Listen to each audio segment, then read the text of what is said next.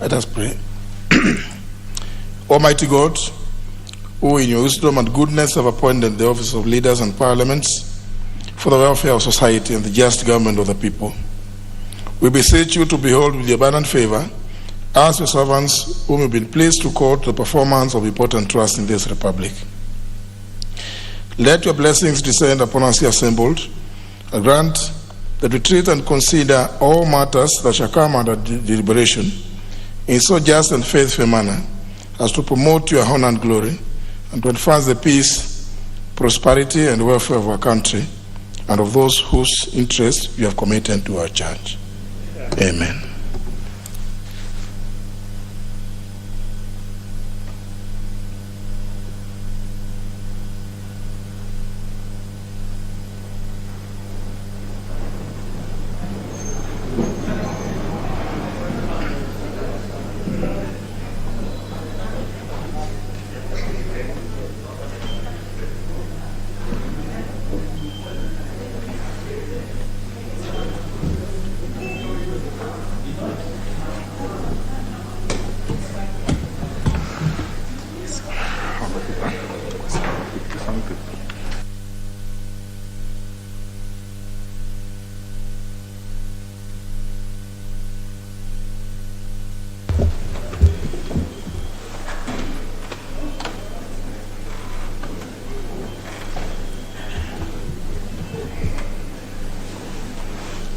That.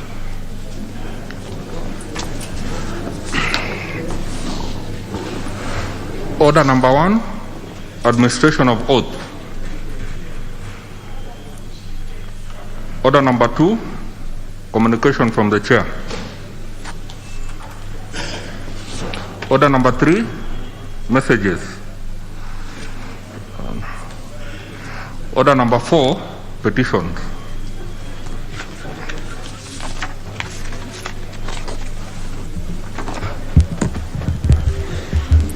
Honourable members, starting on 225, subsection 2, paragraph B requires the Speaker to report to the House any petition other than those presented by a member. And further, Article 119 of the Constitution provides for the right of any person to petition Parliament to consider any matter within its authority, including petitioning the House to enact, amend, or repeal any legislation. In this regard, honourable members, I wish to report the House that my office has received a petition from a Mr. Charles Ochieng of ID number 11154-191 and 91 other residents of Miwani in Kisumu County. Honourable members, the petitioners claim that in May 2021, the Ministry of Health reported the first 5 cases of the Indian COVID-19 variant in the country. The results of those cases were from samples obtained from returning workers who had traveled to India and working in Kisumu. The petitioners aver that the 5 persons were employees of KBC Sugar Factory who continued to work at the factory despite the danger they posed to their colleagues and the community at large. The petitioners believe that the failure to enforce the laid down COVID-19 protocols contributed to the exponential rise in infections within counties in the Lake region. Honourable members, the petitioners state that in the recent past, several cases of COVID-19 continue to be reported in Kajulu and Chiga, areas within Kisumu East constituency, which are home to majority of the employees of KBC Sugar Factory. Despite being aware of the containment measures put in place by the national government on 17th of June 2021, the company has not taken measures to address the matter.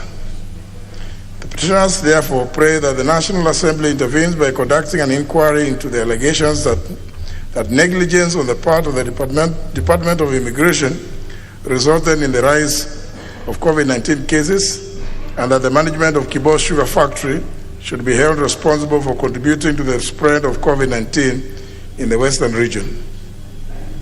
Our members, pursuant to provision of Standing Order 227.1, this petition stands committed to the Departmental Committee on Health.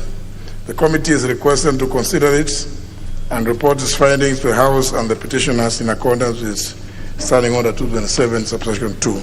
I thank you.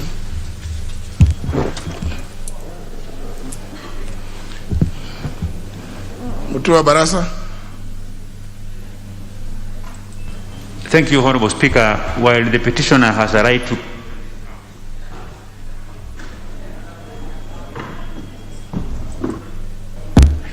Thank you, Honorable Speaker. While the petitioner has a right to bring the petition before this House, but I don't think if the immigration officers are to blame, because the immigration officers will always act on the existing laws and regulations, and I hope that the committee will try to find out and direct that matter to the Ministry of Health, because they are the one who are responsible for reviewing the protocols, even including blacklisting countries that have serious cases of COVID-19. So I support the petition, but I don't think if the immigration officers are to blame, but rather the Ministry of Health. I thank you, Honourable Speaker.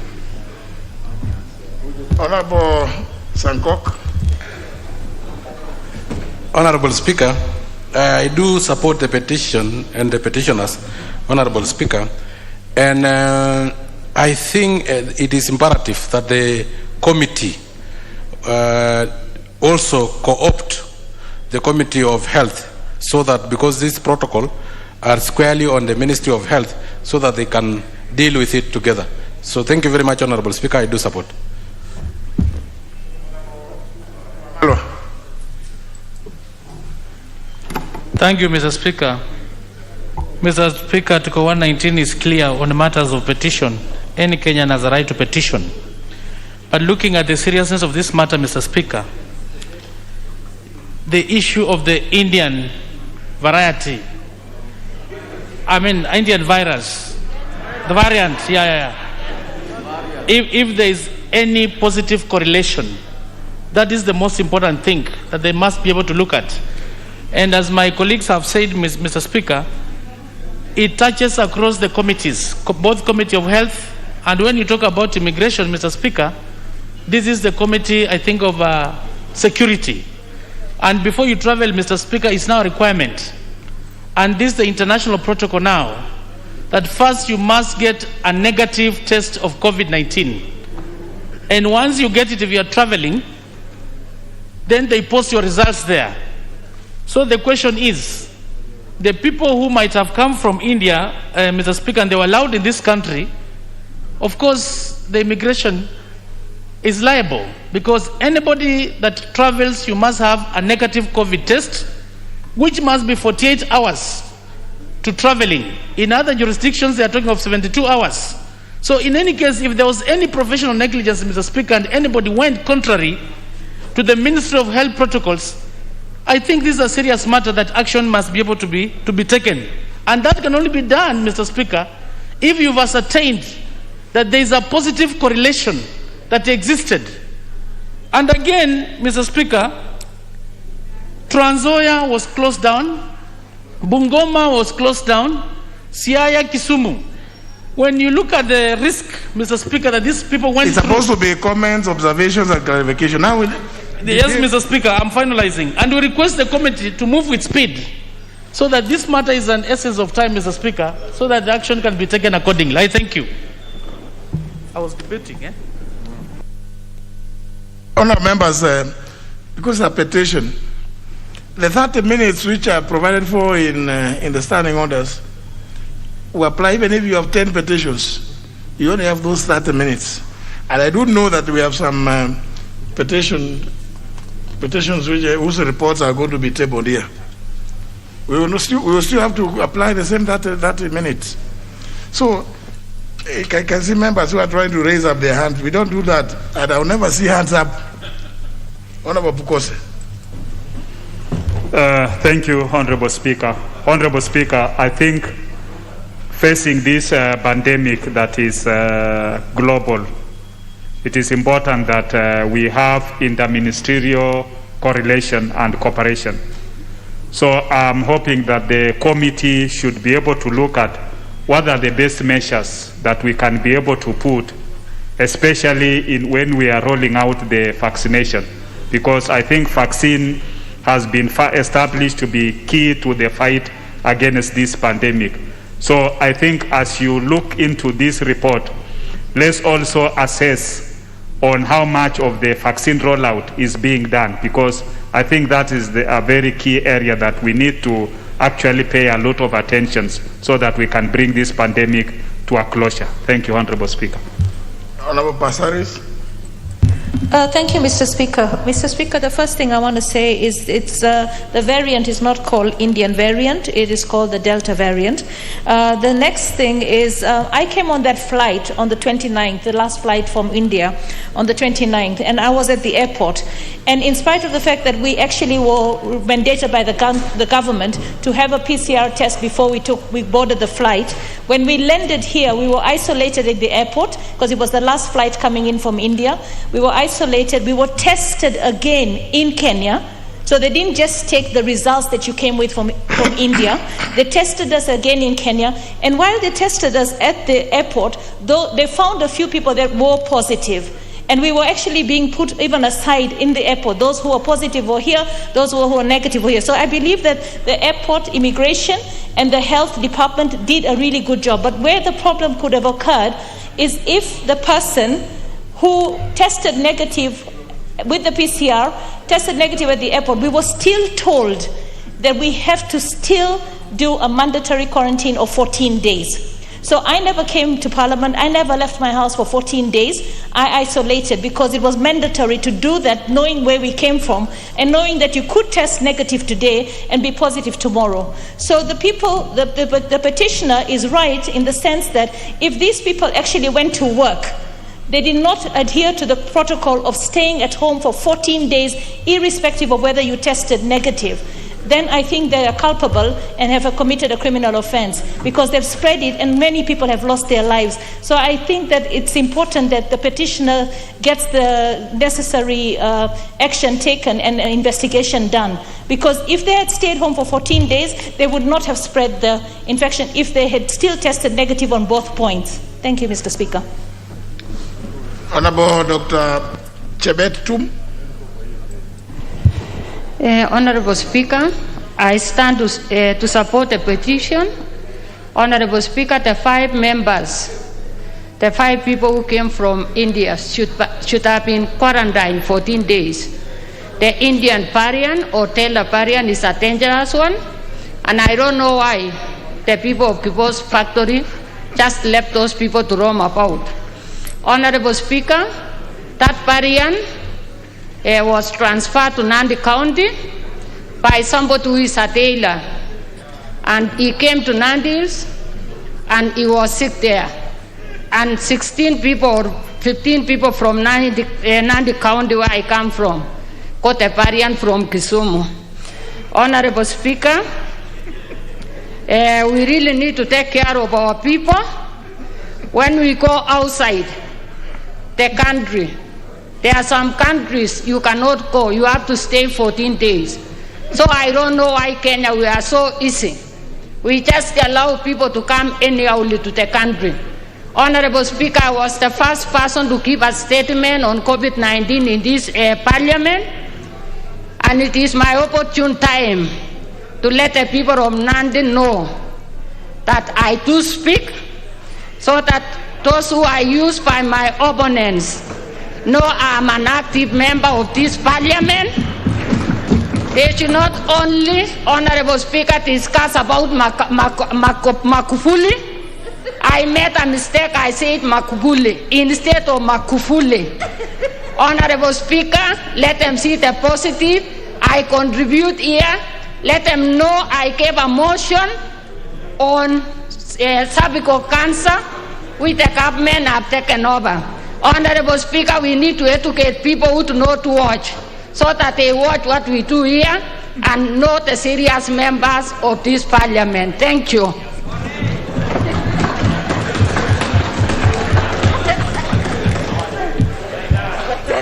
Member for Emuaya. Honorable Speaker, thank you. Despite the other connotation brought in this particular petition, I want to say that I support it. We, the people of Western and especially around Luanda to Emuhaya towards the other side, we really suffered. And I'm telling you, we have been losing people to the extreme of even 36 per week or even more.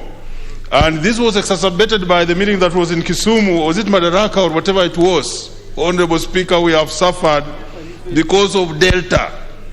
Because originally our areas had been fairly safe, but finally we were attacked by the Delta. So let the immigration, or whether it is health, or whoever it was, be investigated and held liable for having allowed this Delta thing to arrive right from Kisumu. Then we suffered collateral damage as neighbors. Thank you, Honorable Speaker. We suffered. Member for Makueni. Thank you, Mr. Speaker. Mr. Speaker, I support the petition and also wish to say that as a committee of delegated legislation, we approved the law or regulations which are to be followed on COVID. But Mr. Speaker, the question is, who is really implementing? As the Minister of Interior is involved, the police are involved, and the Minister of Health. Is there really a way the Committee of Health, which is going to consider this petition, can find so that there is proper implementation? This matter also ties to the counties, the Council of Governors. Now they want to have a devolution conference in Makueni when this devolution, when this matter of COVID is very high and we know what it has been doing. So, Mr. Speaker, while the committee considers this, we need to have a way. The Ministry of Health is able to be fully in charge. You have seen our Ministry of Transport, Mr. Speaker, have allowed the matatus. Those regulations have not been brought into this House. We have not considered them. And you can see the damage is likely to cause, Mr. Speaker, because of the Delta variant. I thank you. I think this House must really take charge of the situation, and the Committee of Health must be firm, Mr. Speaker, so that the regulations are followed and proper ones are implemented, so that they are not made every day by government and then they are not brought to this House, Mr. Speaker. I thank you. Member for Wajir South. Thank you very much, Mr. Speaker. Mr. Speaker, the petition is well valid as far as I'm concerned. It is an issue that really has put us into a serious situation. Wajir South last week has lost, particularly Habaswein sub-county, has lost about 7 elders because of this variant, and many other are currently in ICU. It is a challenge, it is an issue that we really need to address head on, but the petitioner is validly arguing the case that this is an issue that must be taken as a national matter. And therefore we mourn, as we mourn those people that we lost throughout the years, that COVID has been here, but the variants are getting more serious. And I would have gone into scientific matter, but this is just a matter of comment. But the variant, the genome in itself, is something that is quite changing rapidly, and it is actually going across the country. So this pandemic situation is really becoming a serious matter, and the Ministry of Health needs to get into its acts, and therefore there is a lot of loss of lives that's happening. Thank you very much, Mr. Speaker.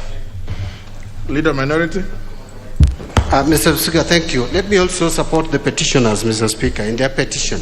But Mr. Speaker, the concern that what should concern us as a country is why we are so generous into allowing our space, even when it is very clear that there are certain countries we should be put in the red.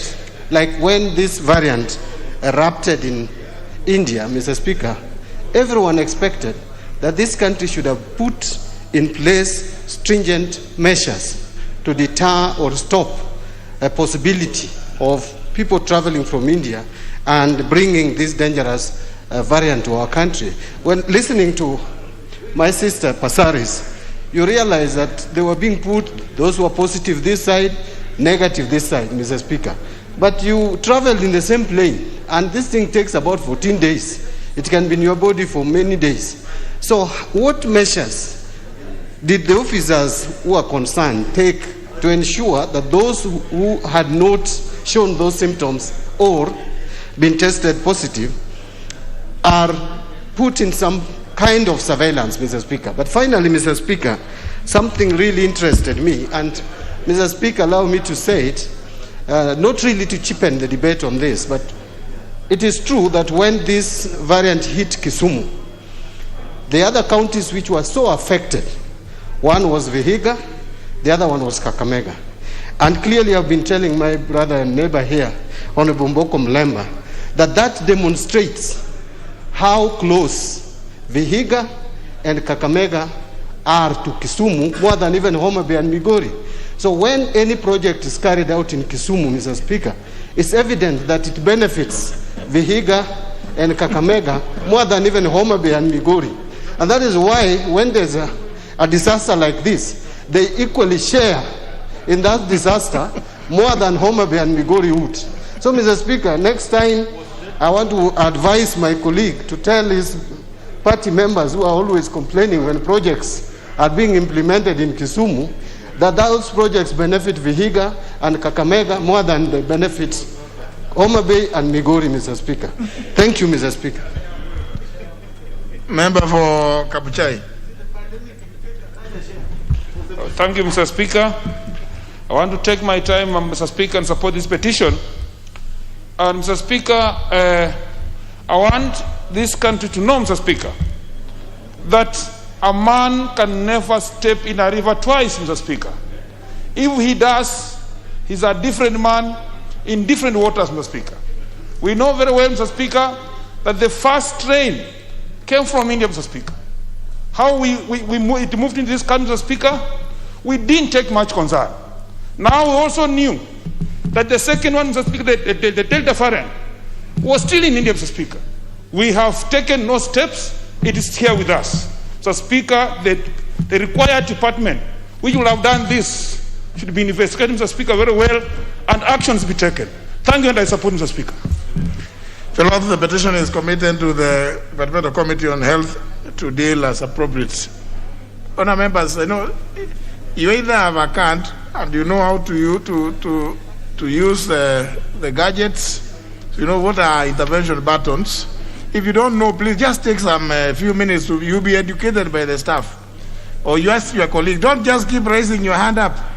We don't operate through hands here, just intervention if you want to speak. Unless you want to do some other things, like doing jigs. Next order. Order number 5, papers. Majority whip.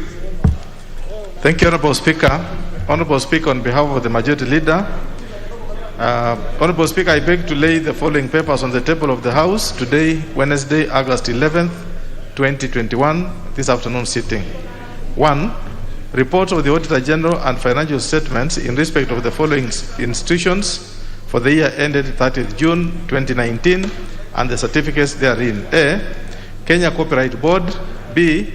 Kenya European Union Partnership for the Implementation of the National Strategy for Counter-Violent Extremism in Kenya. C. National Crime Research Center. And D. Kenyatta University. 2. Reports of the Auditor General and financial statements in respect of the following institutions for the year ended 30 June 2020 and the certificates therein. A. Masinde Muliro University of Science and Technology, and B. Kenyatta University. Thank you, Honorable Speaker. Chairperson, Departmental Committee on Finance and Planning. Thank you, Honorable Speaker. Honorable Speaker, I beg to lay the following papers on the table of the House today, Wednesday, August 11th, 2021. Reports of the Departmental Committee on Finance and National Planning on its consideration of 1. The Poverty Eradication Authority Bill, National Assembly Bill, number 13 of 2020, and the Tax Appeals Tribunal Amendment Bill, National Assembly Bill, number 19 of 2021. I thank you, Honorable Speaker. Very well. Next, the Chairman, Departmental Committee on Administration and National Security.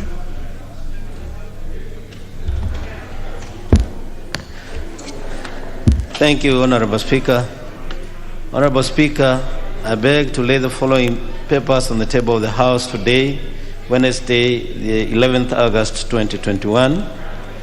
Reports of the Departmental Committee on Administration and National Security on its consideration of 1. Public petition regarding insecurity in Saku constituency and the larger Marsabit County. 2. Public petition by residents of Wajir and Garissa counties regarding lack of access to citizen registration services. 3. Public petition regarding recognition of the Pemba people of Kenya as citizens of the Republic of Kenya. And 4, public petition regarding amendment of the Firearms Act Cap 114. I thank you. Very well. Honour members, I want to give this direction. Given the peculiar nature of those three public petitions, the public petition regarding insecurity in Saku constituency and the larger Marsabit County, and the public petition by residents of Wajir and Garissa counties regarding lack of access to citizen registration services, and the public petition regarding recognition of the Pemba people of Kenya as citizens of the Republic of Kenya. I direct that these reports, I've seen them, and I've seen the recommendations. Some of them are weighty, and I think it would be fair that the House gets a chance to debate them and appropriate resolutions be made, so that implementation can then be followed, can take place after the House resolves one way or other, as recommended by the committee. They are too weighty to be just left as just reports. So I will not. We will not deal with them here by way of comments, observations, and clarifications, because if we do, we will not really get to the bottom of.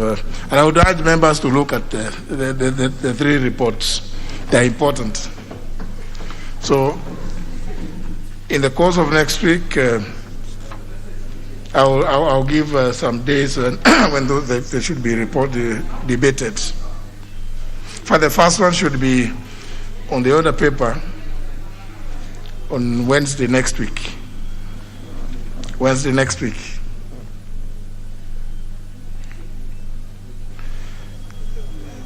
The public petition regarding amendment to the Firearms Act, I think that report can be forwarded in the usual manner. The next is a report by the Chairperson Select Committee on Members and Member Services and Facilities. The Honorable Machogu. Thank you, Honorable Speaker. Honorable Speaker, I beg to read the following paper on the table of the House today, Wednesday, August 11th, 2021. Report of the Selected Committee on Member Services and the Facilities on establishment of a Parliamentary Health Services Unit. Thank you, Honorable Speaker. Very well. Next order. Order number 6, notices of motion. Honorable Machogu. Thank you, Honorable Speaker. I beg to give notice of the following motion: that this House adopts the report of the Selected Committee on Member Services and the Facilities on establishment of a Parliamentary Health Services Unit, read on the table of the House on Wednesday, August 11th, 2021. Thank you, Honorable Speaker. Next order. Order number 7, questions and statements. First segment being questions. First question by the member for Endebess, the Honorable Pukosa.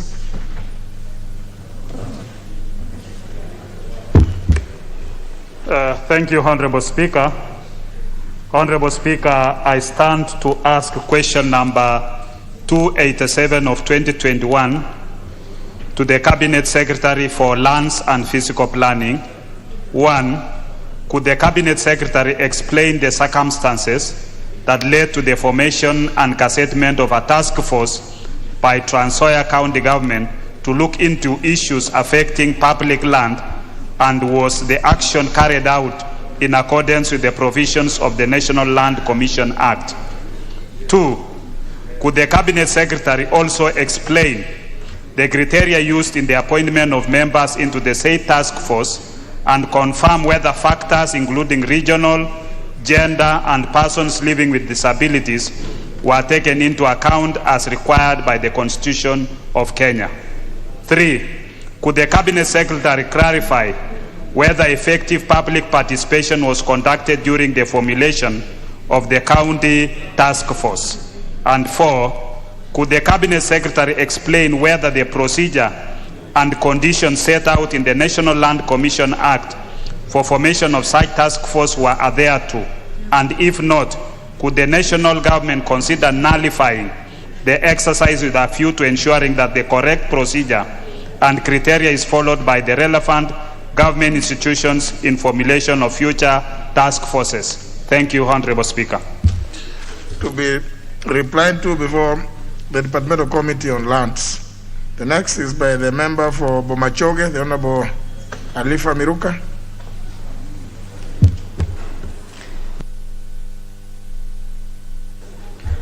Thank you, Honorable Speaker.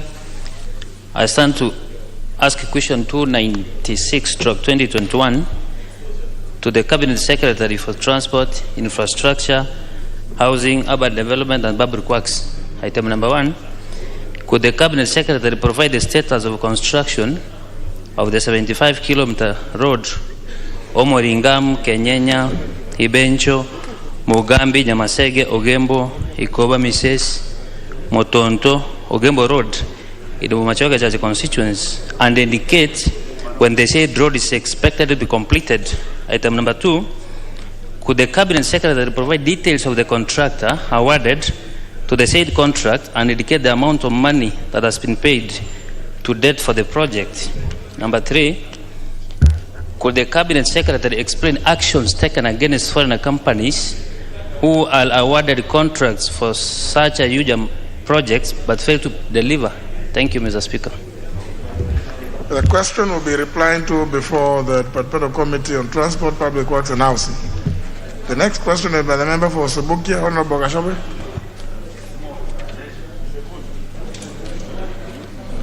Thank you, Honorable Speaker. I like to ask question 297/2021 to the Cabinet Secretary for Interior and Coordination of National Government. 1. Could the Cabinet Secretary explain why 4 police posts in Subukia constituency, namely Bogoine Police Post, Kwagitao Police Post, Sidai Police Post, and Magomano Police Post, were closed down? 2. What measures has the ministry put in place to curb insecurity and guarantee security to the residents of Subukia constituency, considering that cases of insecurity are on the rise since the closure of the said police post? 3. Could the Cabinet Secretary provide timelines for the reopening of the said police post? Thank you, Honorable Speaker. To be replied to before the Departmental Committee on Administration and National Security. Next question by the member for Embakasi Central, Honorable Benjamin Mwangi. Thank you, Mr. Speaker. I rise to ask question number 315 of 2021, directed to the Cabinet Secretary for Arts and Physical Planning. Number 1, could the Cabinet Secretary explain the procedure that was employed by the government to allocate Commonwealth Estate Land Development Project to the then Kenya Building Society, which later transformed into Housing Finance Company Kenya Limited, HFCK, in 1996 in Komorok Ward, Embakasi Central constituency, and further provide the current status of the project? Number 2, could the Cabinet Secretary confirm the total acreage of land that was allocated to the said company, considering that approximately 3/4 of the total land in Komorok Ward in Embakasi Central constituency is occupied by HFCK? Number 3, could the Cabinet Secretary further confirm the total size of part of the said land that was reserved for public use and social amenities such as schools, playground, health centers, police station, and social halls, among others, and provide details of such land indicating actual location, total acreage, LL numbers and title deeds, if any. Thank you, Mr. Speaker. Question will be replied to before the Departmental Committee on Lands. Next question by the member for Mwea, Honorable Kabinga Washira. Thank you, Honorable Speaker. I stand to ask question number 317 of 2021, directed to the Cabinet Secretary for Lands and Physical Planning. And Honorable Speaker, number 1 has an error. I'll read it in the correct form. 1. What is the status of ownership of a parcel of land measuring approximately 1.75 acres, originally preserved for the construction of a cattle dip at the Fathers Township in Mwea constituency, Kirinyaga County, which has allegedly been illegally acquired by private developers? 2. Could the Cabinet Secretary clarify whether the original acreage of the same land has been altered and provide the current acreage on the ground? 3. Could the Cabinet Secretary also clarify whether there has been any attempt to subdivide the said parcel of land, and if so, who are the intended or actual beneficiaries? And 4. What steps is the ministry taking to ensure that the said parcel of land is preserved for the community and utilized for the intended purpose, and further, that a title deed of the land is issued? Thank you, Honorable Speaker. Question will be replied to before the Departmental Committee on Lands. The next question is by the member for Kamukunji, the Honorable Yusuf Hassan, who has written to request that it be deferred to some later dates, and that request has been acceded to. So question is deferred. The next segment is about statement responses, and we have responses to various statements.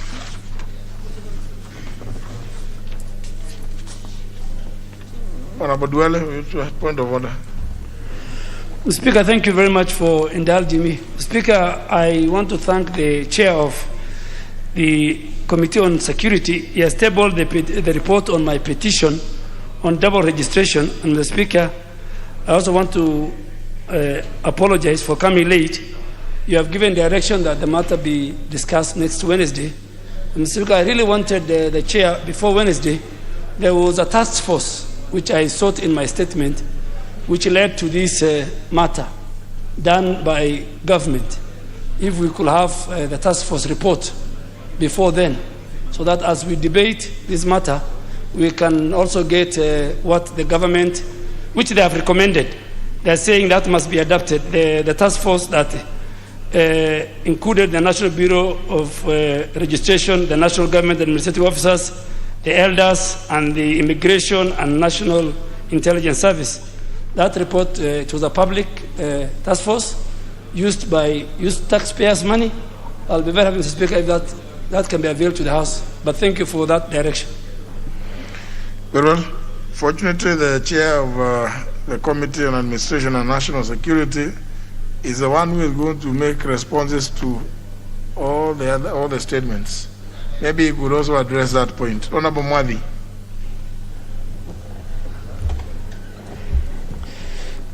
Thank you, Honorable Speaker. And in regard to that request, I will seek for your guidance as to whether then I can submit that report as an annex to the petition that was brought in by Honorable Duale. If you guide so, then I'll be able to do so. Yes, during debate, I think it will be you would be perfectly entitled to do so as the chair of the committee. Thank you, Honorable Speaker. I'm guided. Then, Honorable Speaker, I have responses to 4 statements. So, if you indulge me, I could start. Yes. Thank you. The first one, Honorable Speaker, is the response to a statement sought by Honorable Paul Mwirigi, MP, Gembe South constituency, who requested, among other things, to be informed of the following. Number 1, the Cabinet Secretary to explain why the drivers why drivers are asked to pay police officers to provide security escort along the way, especially those from Tarbash police station all the way to Mandera. The second is to explain why KPS reservists are allowed to erect roadblocks along Maua Wajir Mandera Road. And third is to explain what measures that have been put in place to make sure that drivers are offered police escort on the way to Mandera and back. 4, to explain whether the government can consider licensing miraa traders and drivers to hold guns for their safety, since they pass through sections that are prone to attacks from terror groups such as Al-Shabaab. 5, to explain why there is a slow response from the police whenever they are called upon to attend to an emergency along the mentioned routes. And finally, 6, to explain why miraa transporters are asked to surrender their vehicles together with their commodities to the local drivers without formal agreement. And the response, Honorable Speaker, is as follows: that the National Police Service officers provide security along roads through mobile patrol from Kotulo to Mandera and Takaba, and to Mandera on the way back. Officers are not paid to provide security, since this is the core mandate of the police. Secondly, that all road barriers within Mandera are manned by National Police Service officers under supervision by their respective commanders, and appropriate strategies have been put in place to ensure the movement and security of all traders, including miraa traders, are well secured all the way from Kotulo to Mandera and Takaba to Mandera and back. Thirdly, that the police officers provide convoy escorts for drivers on their way to Mandera.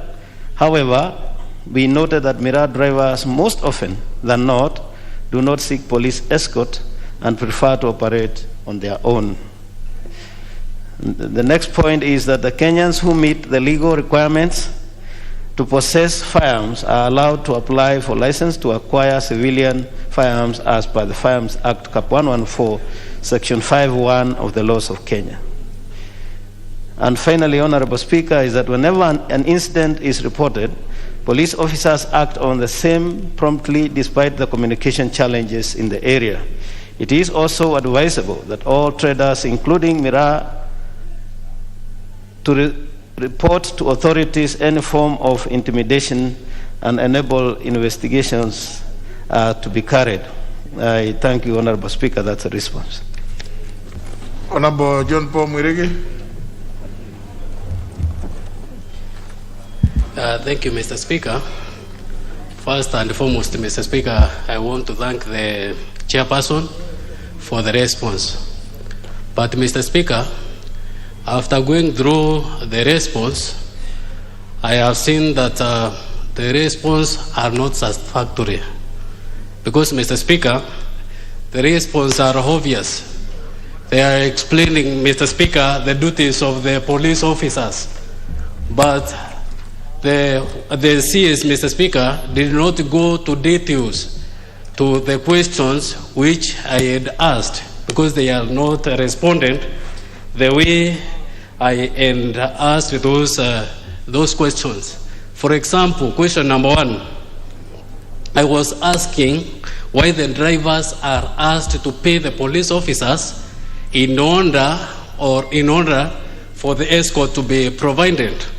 But, Mr. Speaker, in response, they have just told us the way the police provide the escort. So, Mr. Speaker, I would seek your indulgence, Mr. Speaker, to request the CS to answer or to respond to my statement to satisfactory, because for example, the last question number 6 is not responded. It is not attended to, because the question to the chairperson, I wanted him to explain why miraa transporters are asked to surrender their vehicles together with the commodities. But, Mr. Speaker, there is no response regarding that to explain why they are requesting to surrender. Mr. Speaker, remember this petition which I was seeking here, 3 people were killed on the way. There is no explanation to why or to the measures the ministry is taking to ensure that these people have already gotten gotten the justice, Mr. Speaker. So I would like to request from you to request the chairperson to go back to the CS to be provided with the satisfactory, Mr. Speaker, response. Now I can see the Deputy Majority Whip also wants to weigh in. Mr. Speaker, if you listened to the response by the chair, you will find there is a serious discrepancy between what was sought and what he has responded to. He's just giving a routine of what should happen, but not what happens. Because what happens is that the police are paid to do those services. Second, on this specific incident, we actually, even when we were raising the statement that time, we explained that the survivor, one of the survivors, did disappear when the attack happened.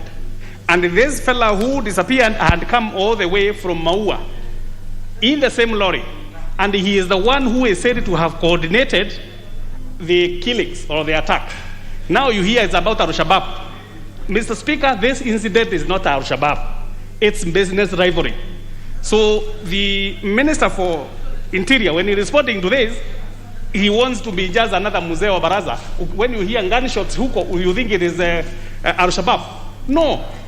Can we seek your indulgence, Mr. Speaker, for the chair to take a week and they say what he has brought is an orange when we are asking for a mango?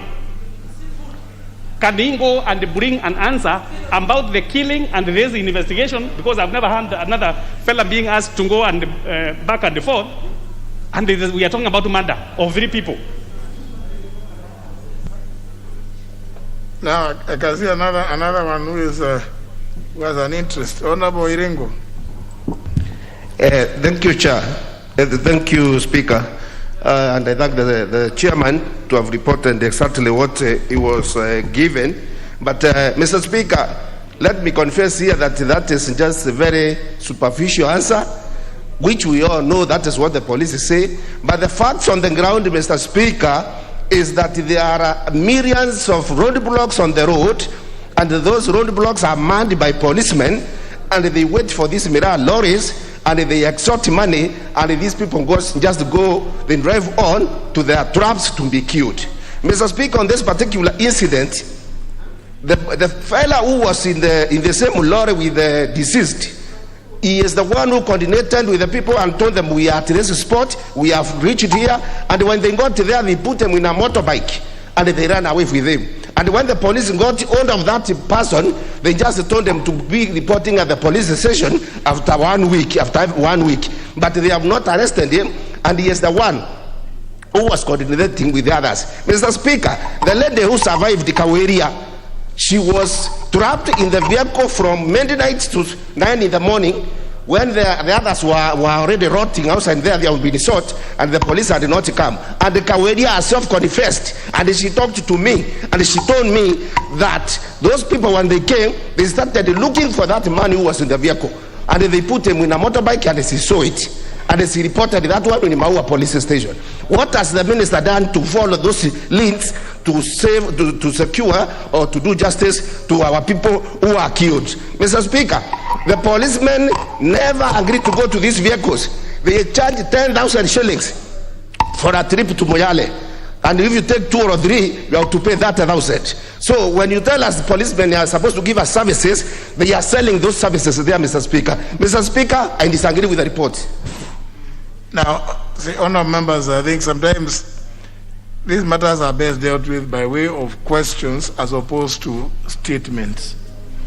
Because You see, now you are putting the Honorable Mwadhi in a very difficult position, because you are now giving him details, graphics, which I'm sure if the Cabinet Secretary himself was present in a meeting chaired by the Honorable Mwadhi, Honorable Mwadhi would give you the chance to pin him down on these supplementary issues, those supplementary questions, so that you can go to the root cause. But now, the Honorable John Paul Mwerege sought a statement, and it's not the Honorable Mwadhi who was going to give the details. The Honorable Mwadhi forwarded he was forwarded a response. But the Honorable Mwadhi, I think maybe he wants to say something. Yes, Honorable Speaker, thank you for the chance. And I hear the frustration from the members, but the manner in which the statement was sought and the 6 questions which are asked do not refer to anybody who was killed. Probably in the body or background information before the questions were put across, they may have alluded to that fact, in which case I had asked the minister whether there is any information or supplementary information that he would give regarding those who died, and he did, and I have forwarded to the member as an attachment to the statement. But as to whether the drivers are paid, the question number 1, the response is here. The minister says clearly, and I'm not defending him, that officers are not paid to provide security since this is their core mandate. As to the last question, why the transporters are asked to surrender their vehicles, the minister says it is also advisable that all traders, including Mira, to report to the authorities any form of intimidation to enable investigation. So he has attempted to answer in the manner that he has written here, and alluding to the fact that he is not aware that policemen or police officers are paid to give escort. Now, I agree with you totally that if then such happens, and we were to have this in form of a question, then the members would come and even ask supplementary questions, and indeed, like we did in one of the committees, submit evidence on information like those people who have been able to pay police officers, probably if they are given receipts and such things, or any evidence that we can use to actually pin them down that indeed they are paid to offer those services. But away from that, Honorable Speaker, I can only submit this as it is and explain in the manner I have. Thank you. No, that's the best, because you see, the Honorable Mwerege, it appears like your 2 colleagues, the Honorable Maore and the Honorable Iringo, have some details which are not necessarily connected to this particular request. And I do recall that you actually, I think, you raised something different. There's another one, I think, which must be pending, which perhaps is the one that, which would have the details like the one the Honorable Iringo has raised. But let me give you, you're the one who raised the issue. Mr. Speaker, the body of the petition has the whole of that details. Petition? The statement. And Mr. Speaker, if those details are not in the statement, the supplementary information which came from the chairperson, Mr. Speaker, would not come, because the supplementary looks more detailed than the questions which are answered.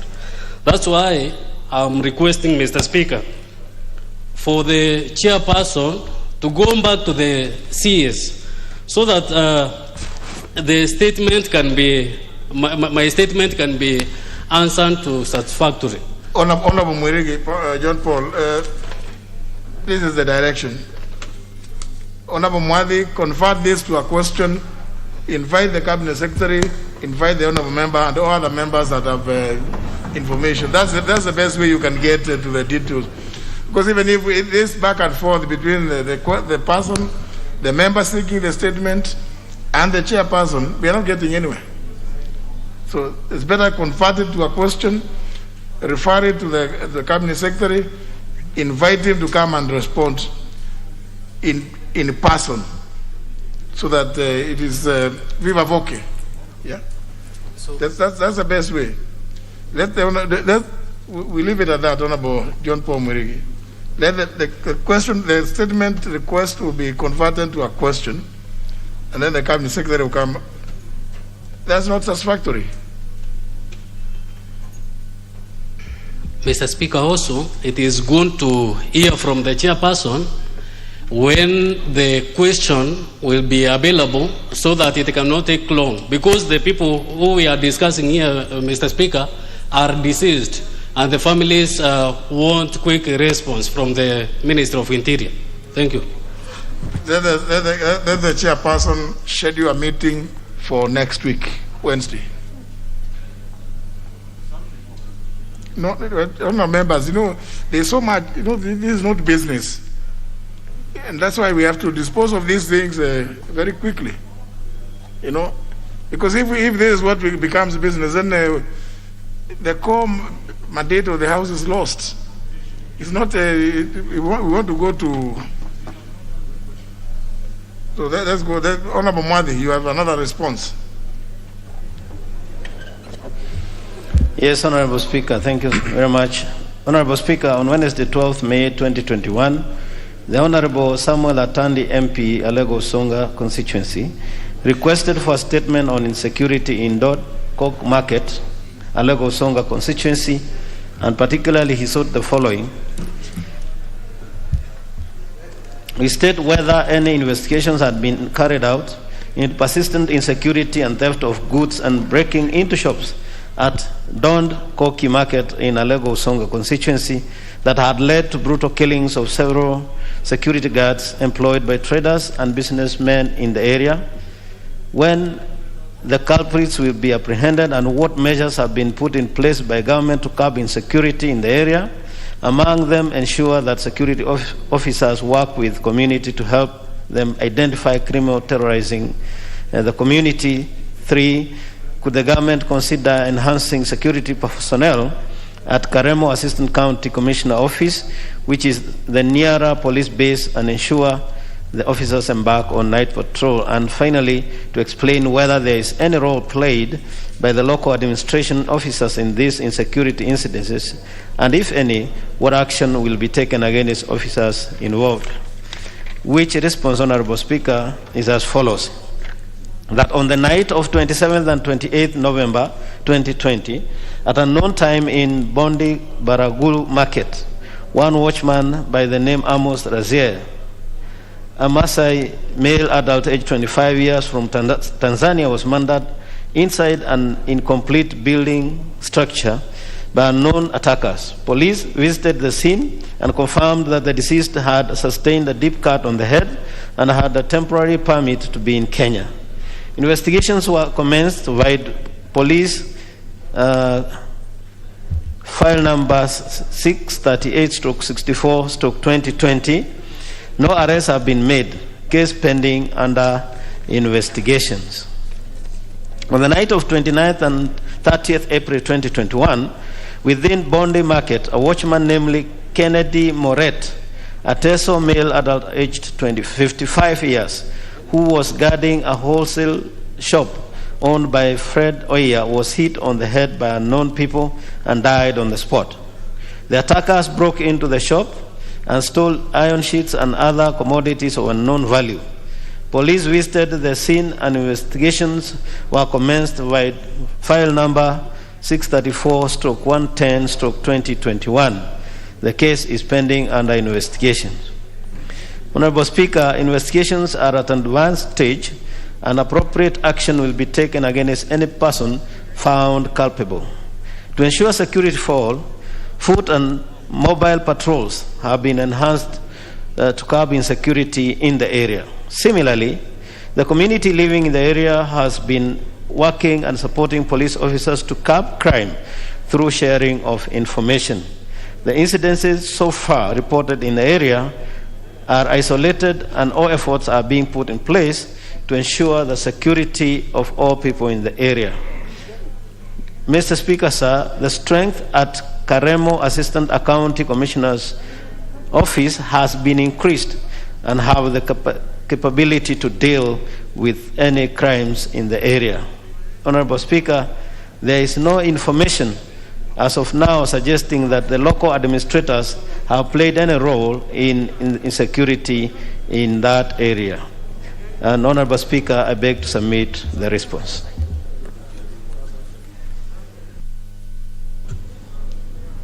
Honorable Atandi, you don't know how to use the gadget. Please press the intervention button. Intervention button. Yes, that's okay. Thank you, Honorable. Thank you, Honorable Speaker. Honorable Speaker, let me begin by thanking the Chair for security for the answer that we have received. But Chair, I want to say that immediately this issue was raised, the Ministry of Interior attempted to answer to some of these concerns by putting a few police officers to undertake patrols in the area. But I was surprised that in the month of July, because this response was given to me in the month of June, in the month of July, these arsonists again attacked the area and burnt about 6 homes. And again, that is another issue which has happened in the area. So I want to challenge the Chair that even though the answer says that this issue was isolated, it was not, because in the month of July that has happened. Secondly, Chair, it is very fashionable for the CS Interior to say that there is investigations which is going on. But when you look at it, once answers are read here, the story dies. And we have not even been told to date who are the people who are involved in this initial case which I reported here, which is being answered here. So I think what we need to do, Chair, is that, Honorable Speaker, is that you need to help us so that the CS for Interior is really answerable and is able to give us answers. We cannot have a police or a CID that does not arrest and investigate and arrest criminals when these issues occur. Because there is nobody who has been arraigned in court, there is nobody who has been arrested, and the police is involved in, in what I call, what they're investigating this thing forever. And these criminals continue to come back, and they continue to cause more harm and more damage to our people. Right now, this has been one of the most vibrant trading centers in that sub-location. Right now, there's no business person who is interested in opening even a shop in that area. So the insecurity in that area is going to cost us, that area to become, a ghost center. Unfortunately, you are making this a debate. I know. That's why, honorable members, and I don't know, I still find a number of you still hesitant. That's why the former system, which used to allocate only 1 hour, 2:30 to 3:30, then you go to business. Because the people responsible would be here in the house to respond. What you are saying, Honorable Atandi, now, you can lecture the rest of us here.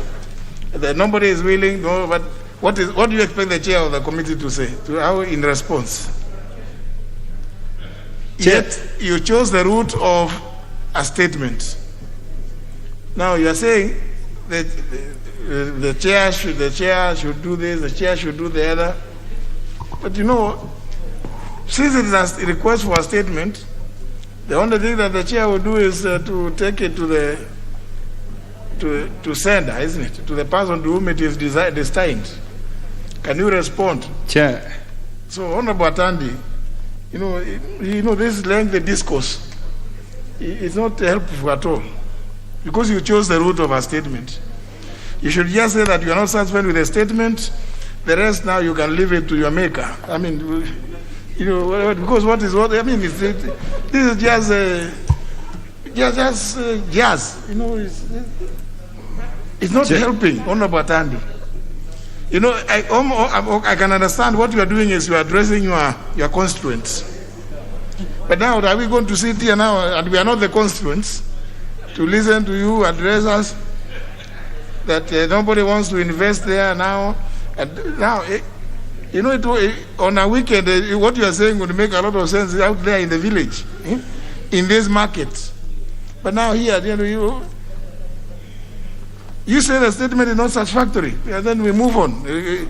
If you want, you can request that a better one be brought, but it will come from the same source. Okay, Chair.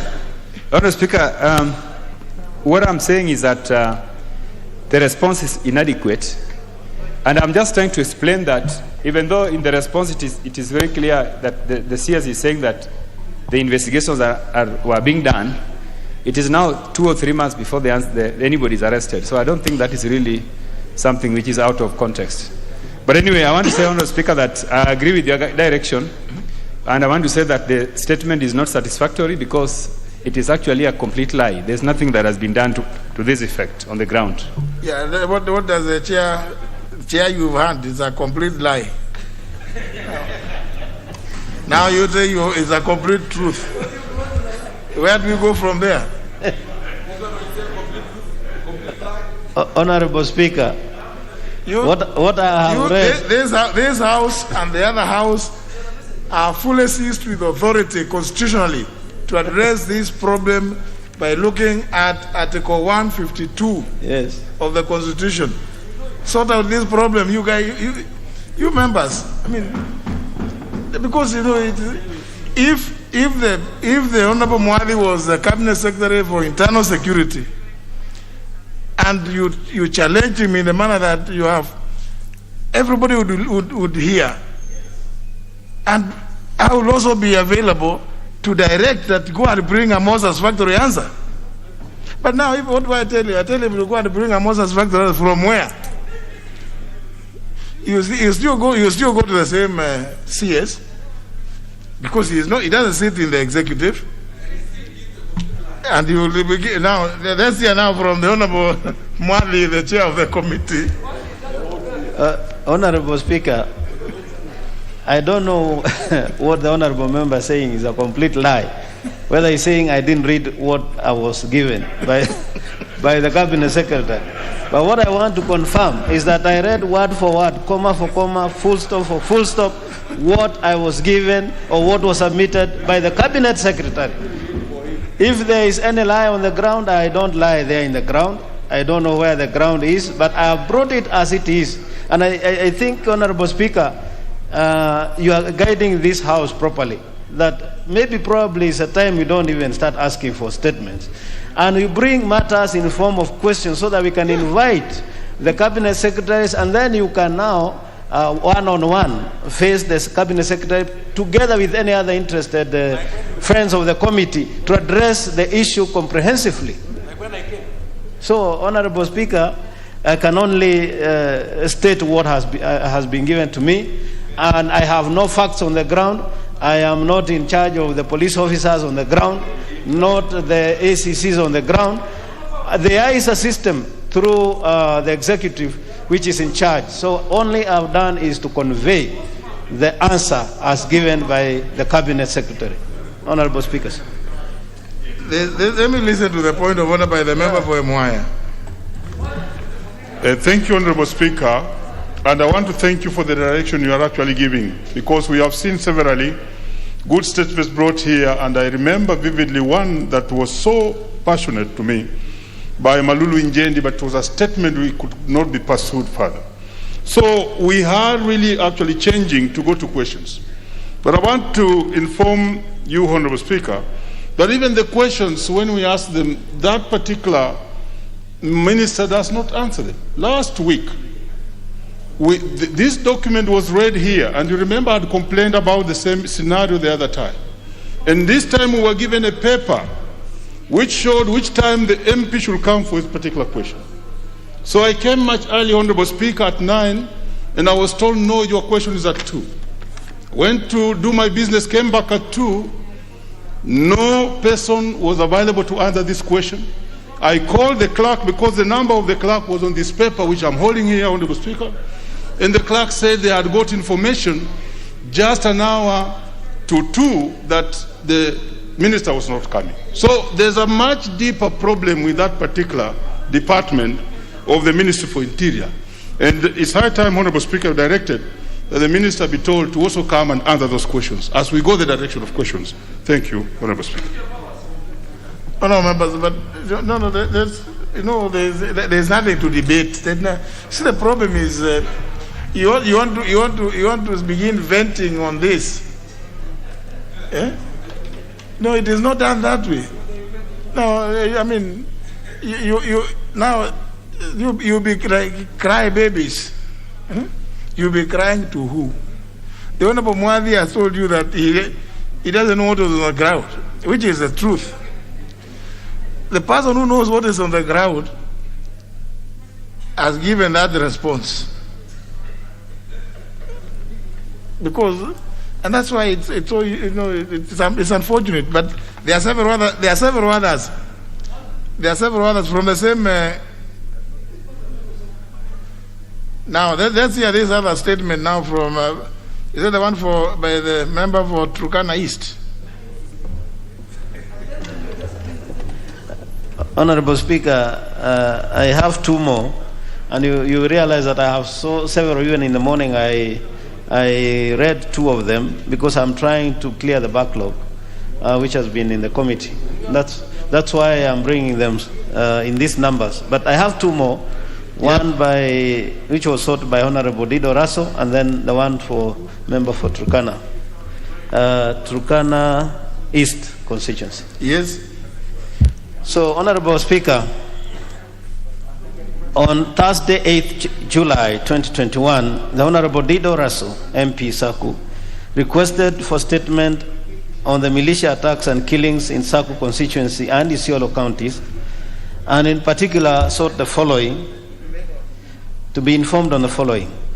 The powerful individuals cited to be involved in mobilizing, funding, and sustaining the militia attacks, and what efforts were being made to bring them to justice, and two, what measures the government was undertaking to eliminate the militia and restore security in Saku constituency, Moyale and Isiolo, and how many of these perpetrators have been arrested and successfully prosecuted since 2018, and finally, what efforts were made to recover the stolen livestock which was raided in the full glare of security forces, and what efforts has been made to compensate and support families for loss of their livelihoods. As I answer this question, Honorable, as I give this response to the request for statement and the one that will follow, and probably subsequent security issues, it is also good to let the House know that I have scheduled a meeting with the Cabinet Secretary to be held on Friday this week to address us on the general state of containment of insecurity in the country, given the number of petitions and questions and issues of insecurity that have been raised by members. And during that meeting, Honorable Speaker, we also expect the county reports on peace building from the National Peace Building Secretariat, which is domiciled in the State Department of Interior, as well as giving us the state of preparedness of the country in terms of security for the forthcoming general election. So that is a 2 days engagement exercise, out of which we'll then generate a report and bring to this House. But it will be good if members know a number of these members who have raised these issues. If they could also, if you are going to have the Cabinet Secretary, if they could also, if it's going to address the issue of insecurity in the country. This is what the Honorable Atandi is raising, the Honorable John Paul Mwirigi, and several other members I can see. I think if they could know when it is Cabinet Secretary is going to be present, so that they can, after he gives his general statement, members can raise these concerns with him, so that they don't keep bothering you or telling you that what you have given is unsatisfactory. Very well, Honorable Speaker, and we will get all members informed on the venue and the time that the Cabinet Secretary will be there, but he has scheduled for engagement for 2 days. That is Friday and Saturday, for those who will be available. Honorable Speaker, the response to this statement is as follows. The Saku constituency is in Marsabit Central, borders North Hall and to the north, and Laisamis to the south. The dominant tribes are the Gabra and Borana, who are in constant tribal conflict, which dates back to 1990s.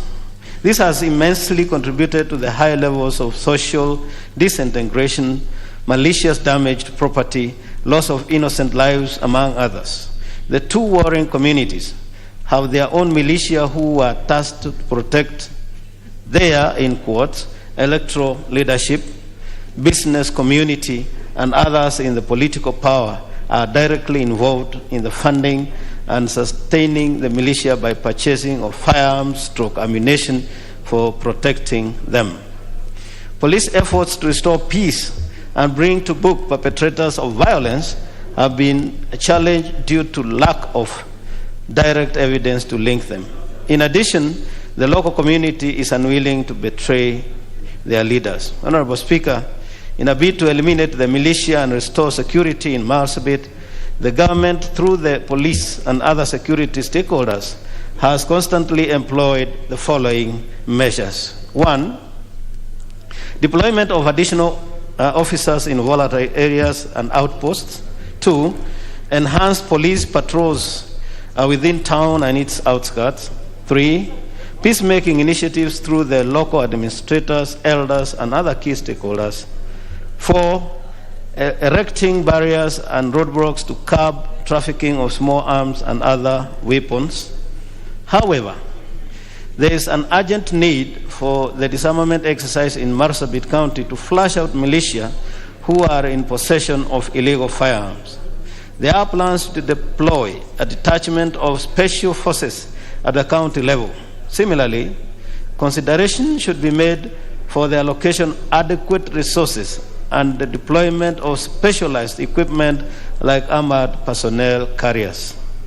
Honorable Speaker, the local leadership, through the chiefs and assistant chiefs, have been engaged in peace negotiations within the warring communities with the aim of returning the stolen livestock to the farmers. A policy has been developed that every chief take responsibility in case the footsteps of stolen stock reach their area of jurisdiction. Honorable Speaker, I beg to submit. Honorable Raso.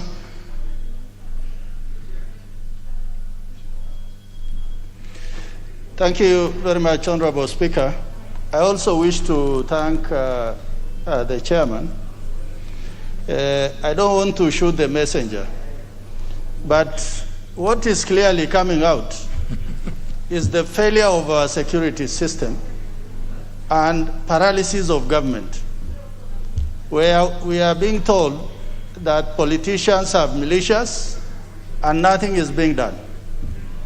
Honorable Speaker, I want to thank you for your immediate ruling that we need to debate the petition that I made on the floor of this House. I think during that petition, a lot of issues are going to come out. I also want to thank members of this committee who traveled to Marsabit, and they were able to listen to issues that were raised by different communities who live in Marsabit. And to a great extent, I think at the end of the day, the responsibility must lay somewhere. Kenya is not Somalia or any other failed state. In 30 years, I worked in KDF, and I know the capacity of this country to bring any issues under control fast and also viciously. But I think in this particular instance, my people have been failed by my government. But I will contribute during that report tabling so that some of the issues now we can bring it forward to the government apparatus and to see where things have failed and what should be done. I thank you, Honorable Speaker.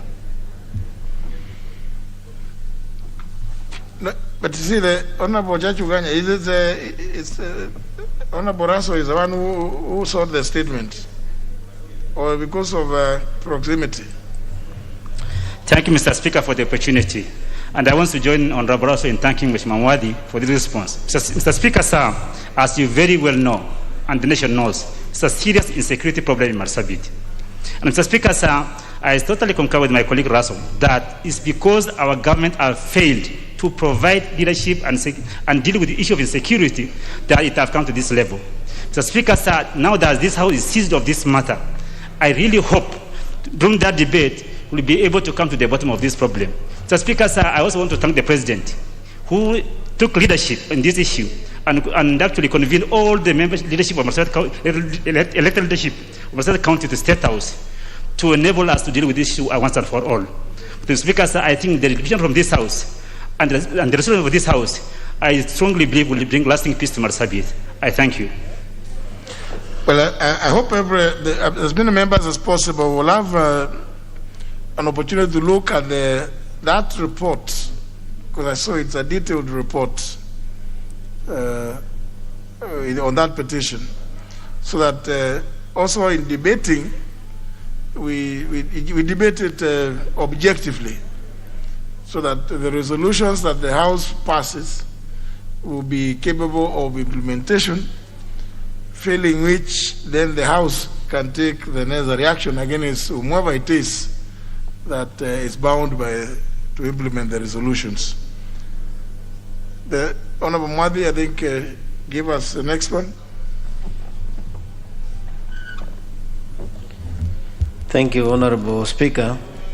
And in that last one, I'm sure during the debate on the petition, we'll be able to pick most of the issues. But again, I request members, especially those who have issues on serious insecurity,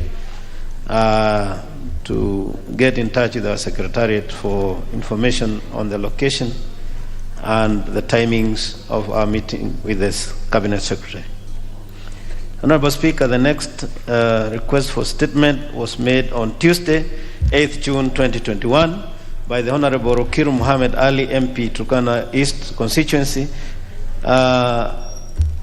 regarding the resurgence of cattle raids and killings in Turkana East.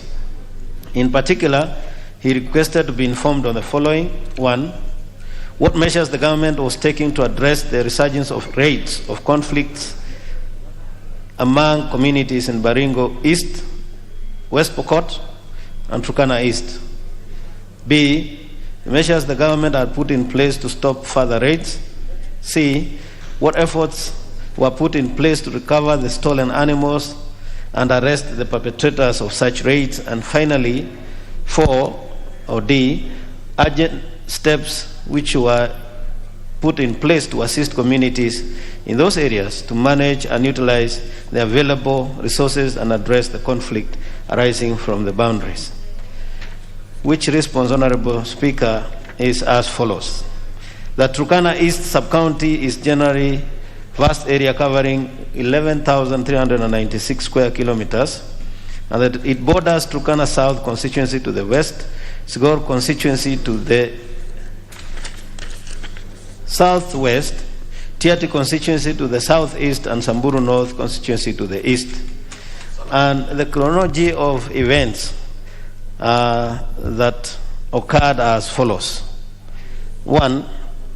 That on 12th May 2021, and not 12th March, as put by the Honorable Member, gunmen believed to be Pokot bandits attacked Turkana herdsmen at Riet, a newly established Manyata situated about 120 kilometers north of Lokori police station, where there is no single security road, either as an entry or exit point. Police officers from the station visited the scene, which was established to be a Manyata called Napak Arengan. The attackers allegedly drove away 90 heads of cattle belonging to one Mr. Ekatapan. There was no clear indication that the bandits killed any Turkana herdsman, since nobody was found, either at the scene or within the neighborhood. Concerted efforts by police officers to return to the same areas on 13th May 2021 and on 14th May 2021 to trace witnesses bore no fruit.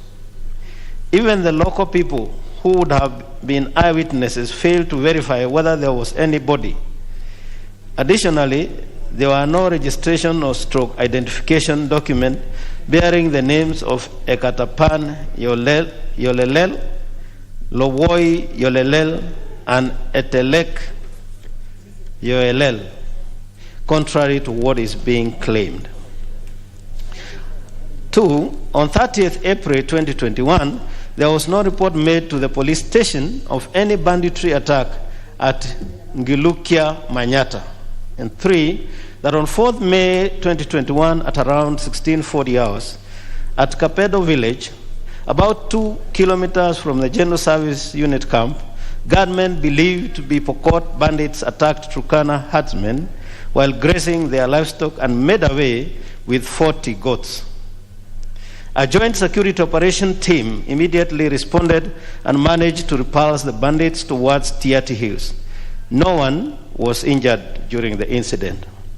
4, that on 15th May 2021, there was no incident that took place.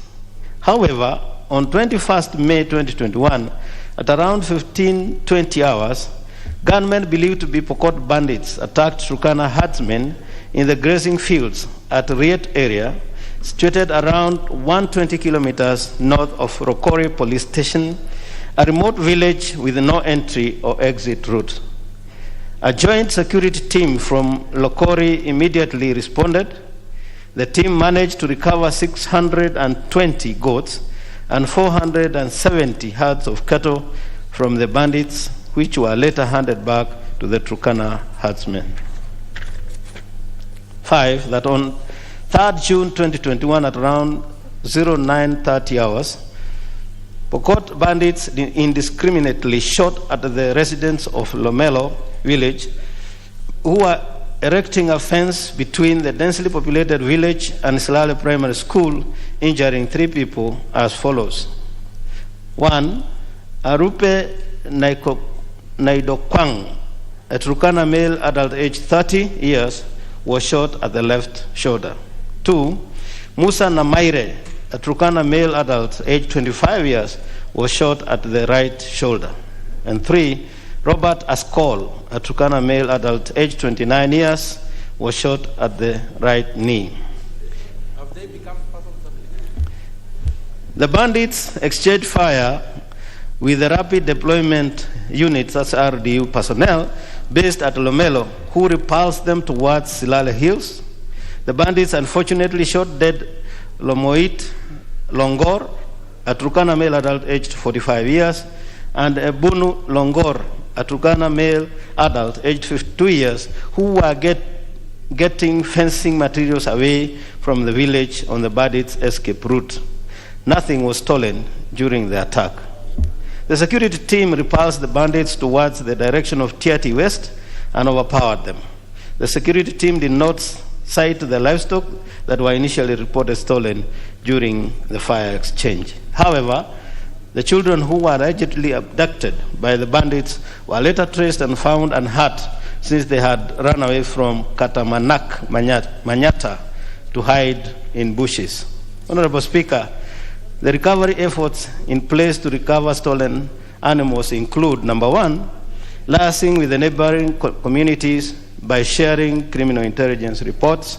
2, building the capacity of the security teams with communication tracing gadgets in conjunction with mobile service providers to assist in easy tracing of perpetrators. Number 3, digital branding of livestock being introduced. Number 4, cessation of livestock transportation from within and outside the hotspot areas. Number 5, closure of all livestock markets within the affected areas, and the introduction of stringent livestock movement regulations by the relevant authorities. Number 6, putting in place quick response teams and security officers. Number 7, encouraging the community leaders in peace forums in mentoring and advising the local population to embrace modern means of growing their economy and doing away with the retrogressive culture of cattle rustling. Through thorough investigation, that's number 8, thorough investigations into any reported incident on attacks. Honorable Speaker, the measures the government is taking to address the resurgence of raids or conflicts among communities in Turkana East include the following. 1. Sharing of criminal,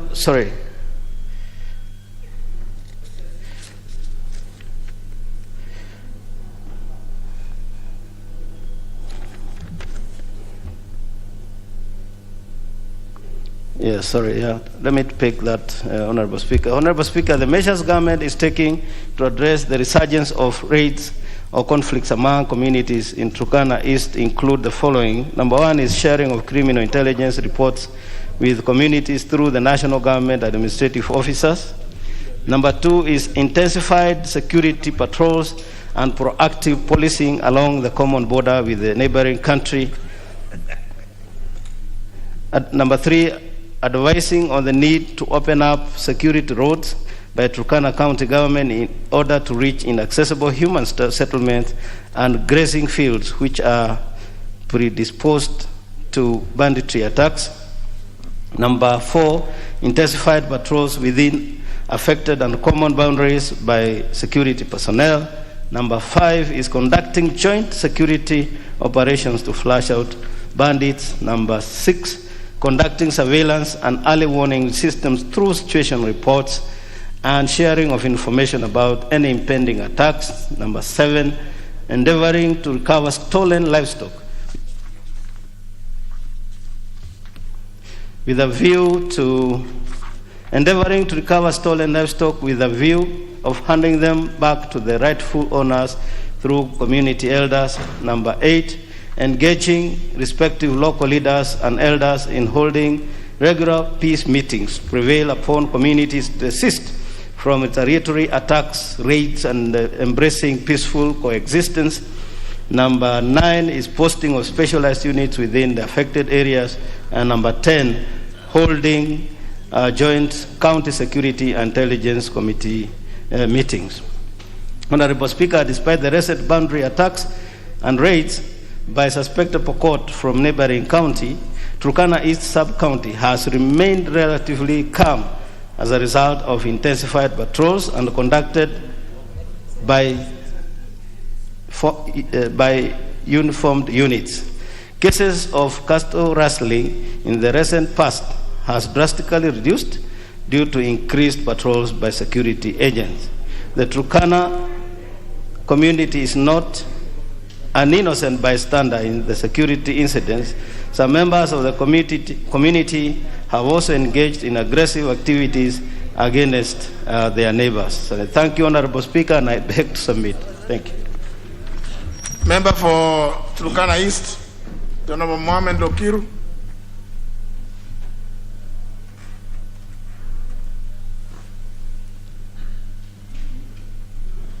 Now, honorable members, again, now if your request is being made, your statement is being read out and you are not in the chamber, again, that is not very good.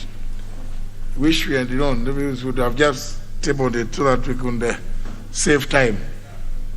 We are quite many in this house, so we need to save time. Anyhow, it is the same, goes the same. Member for Vita. Because I had had a word with the chair, and through, of course, your indulgence, they had informed me pretty late last evening that I was meant to be here for the morning at 9:30, and I informed the chair and his clerk as well, who in turn say they notified the table office on the changes that they were going to put my response in the afternoon. And I came hoping that that would have been done. And once again, Mr. Speaker, with your indulgence, if the chair would be more than willing to do that right now. Mwadi, are you able to, do you have this response? Yes, I did, but what happened in the morning, the speaker then told me to submit, and I did submit to the clerk the same response. So I don't have it here. So the statement has been tabled? Yes. Unless the Honorable... Unless you... Honorable Abdul Samad has... have you read it? If you have, you can say what you want. Another lamentation. Is it about...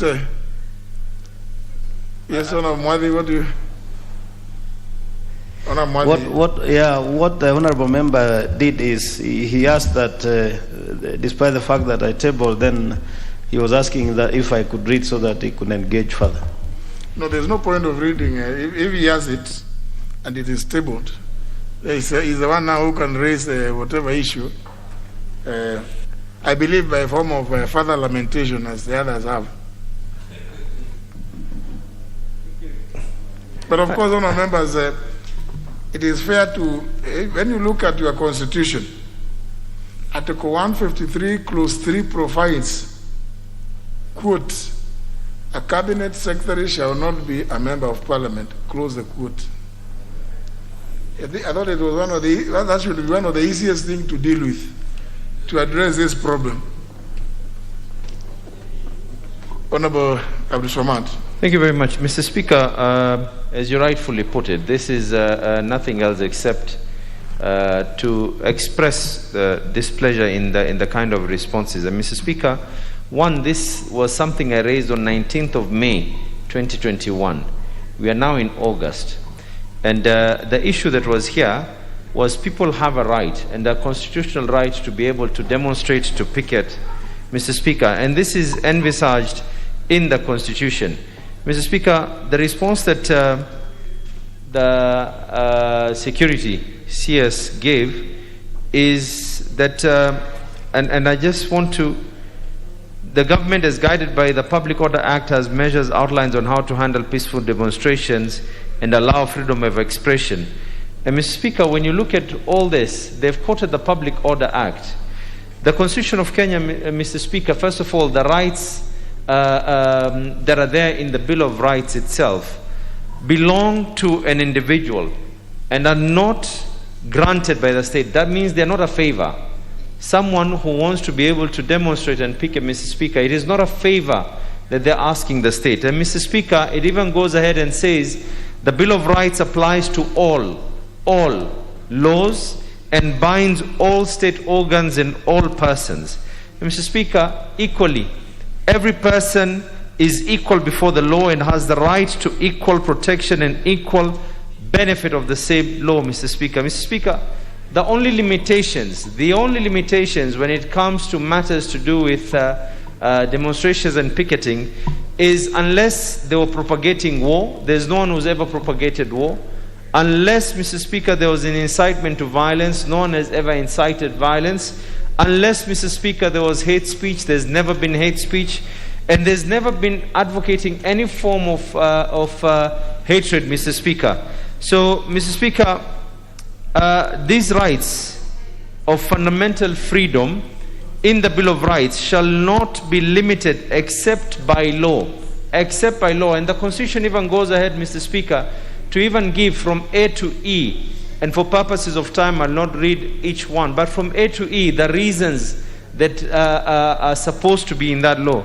And I've looked at the Public Order Act. There is nowhere at all that is given. And I'm only saying this, it is not about demonstrations that were being done in Mombasa alone, but every single one of us needs to actually question this, because people will be aggrieved and people will need to demonstrate, whether it is the people of Pokot, it is the people of Lamu, it is the people of Kisumu, it is the people of Nyeri, and in this instance it was the people of Mombasa, Mr. Speaker. So I hope that the security organs will follow the supreme law in this country, and that is the Constitution of this country. Well, I believe that Honorable Mwadi may not have anything to say in response, because the grounds for derogation are already well provided for under Article 24. Unless the Honorable Abdul Samad is alleging derogation of rights. Because I have not heard you say, you have just stated the law, as says in the Bill of Rights, which you have not. I don't know whether you have alleged it has been violated, or because I don't know. I don't know what is Honorable Mwadi supposed to respond. How is he supposed to respond? Or are you suggesting that the Public Order Act is in violation, in contravention of the Bill of Rights?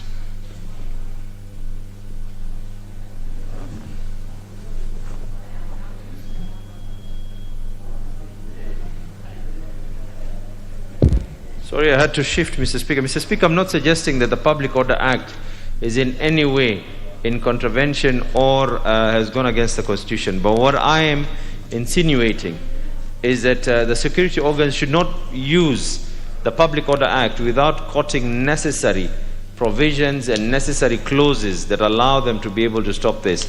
And as much as I say, this was something that was being done in May, but I'm not expecting further response from the chair.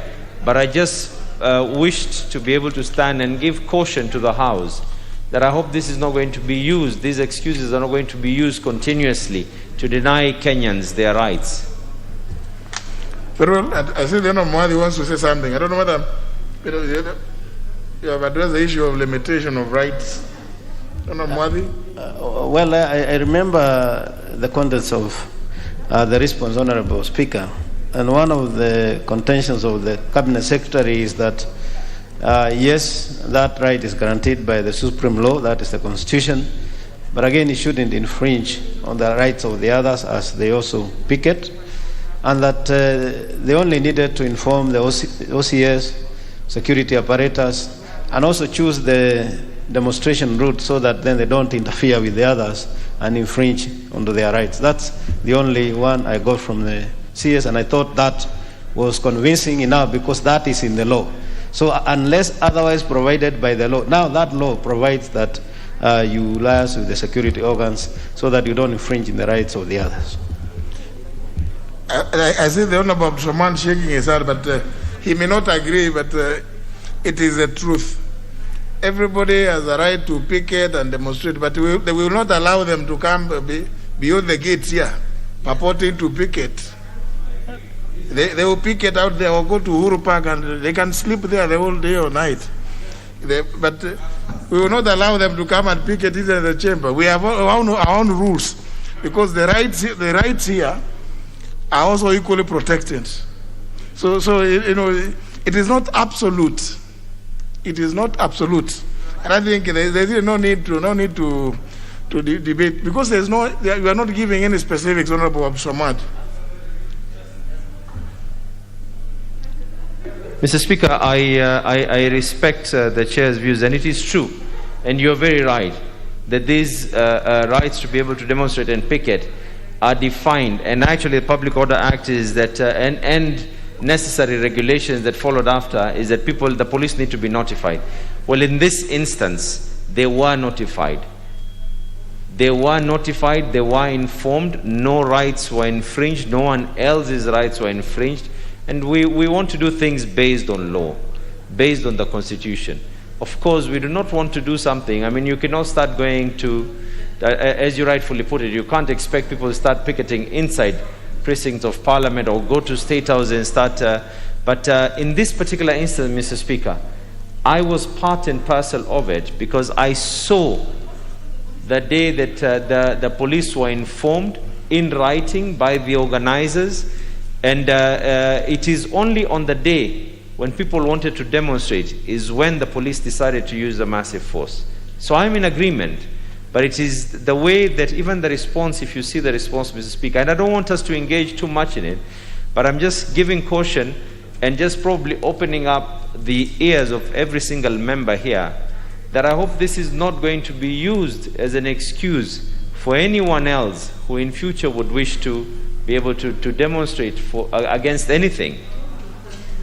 But of course, I appreciate what you have said, Honorable Abdulsamad. The Honorable Mwadi, since taking over as the chair of this committee, and he's really been addressing the issue of the backlog. Your request was in May, the others were made in June, and you can see he's moving with speed to try and as much as possible to bring all of them so that we are up to date. Now, if this incident was responded to maybe a week or two after you raised it, it would have been fresh.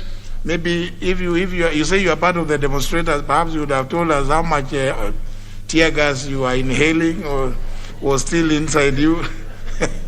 But now I'm sure you are now quite safe.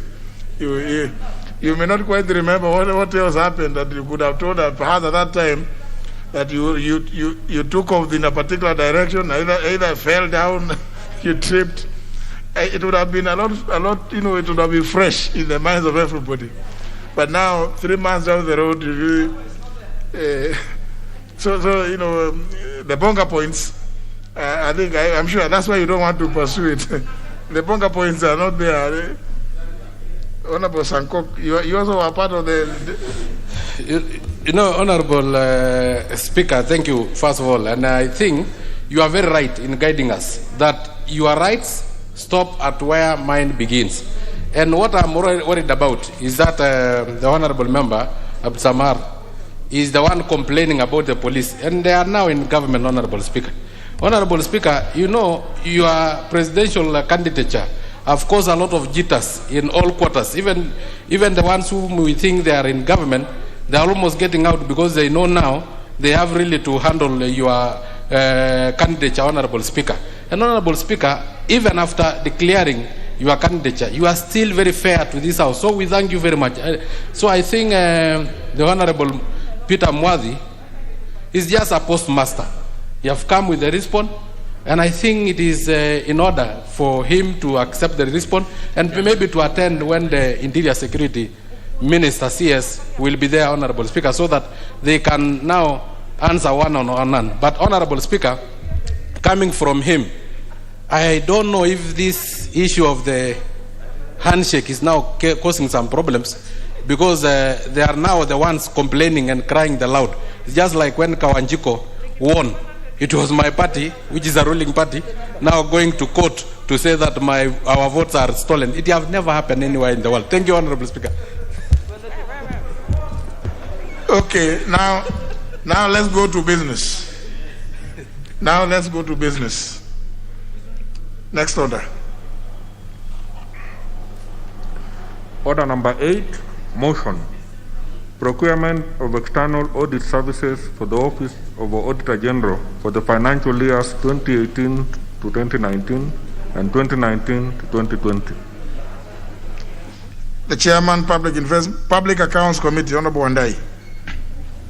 Mr. Speaker, thank you very much. Sorry, Honorable Wandai, before we, the member for Yatta indicated he was rising on a point of order. Honorable Charles Kilonzo.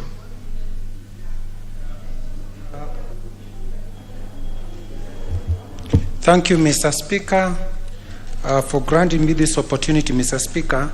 In the morning, the member for Kamukunji, Honorable Yusuf, did bring up, alert the House on the passing on of Honorable George Gregory Ndenge, who was a member of this House for very many years, Mr. Speaker, and we had requested that you afford this House more time to enable us, Mr. Speaker, recognize the role which Honorable George Gregory Ndenge played in this country, Mr. Speaker. Mr. Speaker, first I want to pass my condolences and those of my constituency and other Kenyans, Mr. Speaker, to the family. Honorable George Ndenge was an icon of Kenya's independence struggle. He was in the league of the founding fathers of this country, the League of the People for Democracy in this country, Mr. Speaker. He was the last surviving Lancaster House politician after the passing on of our second president, Mzee Daniel Toroitich Arap Moi. Mr. Speaker, he was one of the authors of Kenya's first constitution and part of the Lancaster team that fought for Kenya's freedom, Mr. Speaker. He served as a member of Legico, Mr. Speaker, being the legislative house, or rather the Legislative Council of Kenya, between 1907 to 1963. And he represented the larger area of the then Machakos district, which includes the current Machakos district and Makueni County, up to 1960. He served also as a member of parliament, representing what used to be called Eveti South constituency in the 1960s, 1970s, and 1980s. Mr. Speaker, during the era of multi-party politics, this is the time, Mr. Speaker, you could tell who are the real men. Very few men had the guts to stand against Kanu. The single party ruled then, Mr. Speaker. He was among those leaders, Mr. Speaker, because he was a Democrat. He was elected in 1992 to represent Kamukunji constituency. Mr. Speaker, he was an architect of the Second Liberation. He was a founding member of the Forum for Restoration of Democracy, Rutherford.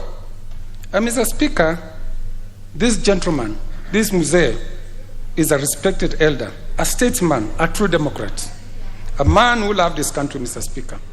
And Mr. Speaker, unlike today's times, during that time, members of parliament basically being paid allowances. Mr. Speaker, it is a lesson for us to know that there's a life after parliament. Mr. Ndenge, Honorable Ndenge, Mzee Ndenge, at the age of 80s, he was still doing business because he needed to survive. He was a visitor and a commoner once in a while in our restaurant. And one strange thing about Honorable Ndenge, he will not accept any member to buy him lunch or a cup of tea. I had the opportunity because he was a friend of my dad and also being my clansman. In a few occasions, he would accept to take lunch from me, Mr. Speaker. Mr. Speaker, those who were there will remember one of the worst accidents in this country, November 9th, 1978. This Mzee lost 9 of his children plus his wife in a single accident.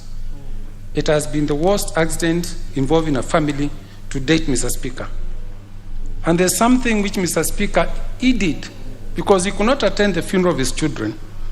He said there's no point of keeping them long. Bury my family within 2 days. Nowadays, Mr. Speaker, we have made funerals a commercial enterprise. He was not able to attend the funeral of his children, Mr. Speaker. Mr. Speaker, I want to say, having known him, because even at that advanced age, I've seen him attend functions in my constituency, and more so functions where he had friends and clansmen, that, Mr. Speaker, this country has lost a great man. If there are people we need to consider in naming places, are those people who fought independence and second liberation, Mr. Speaker. May his soul rest in peace. Maybe I'll allow a few members. Honorable Makali Mulu. Yeah, thank you, Honorable Speaker. Honorable Speaker, let me also join my colleague, Honorable Kilonzo, in mourning this great man of this country.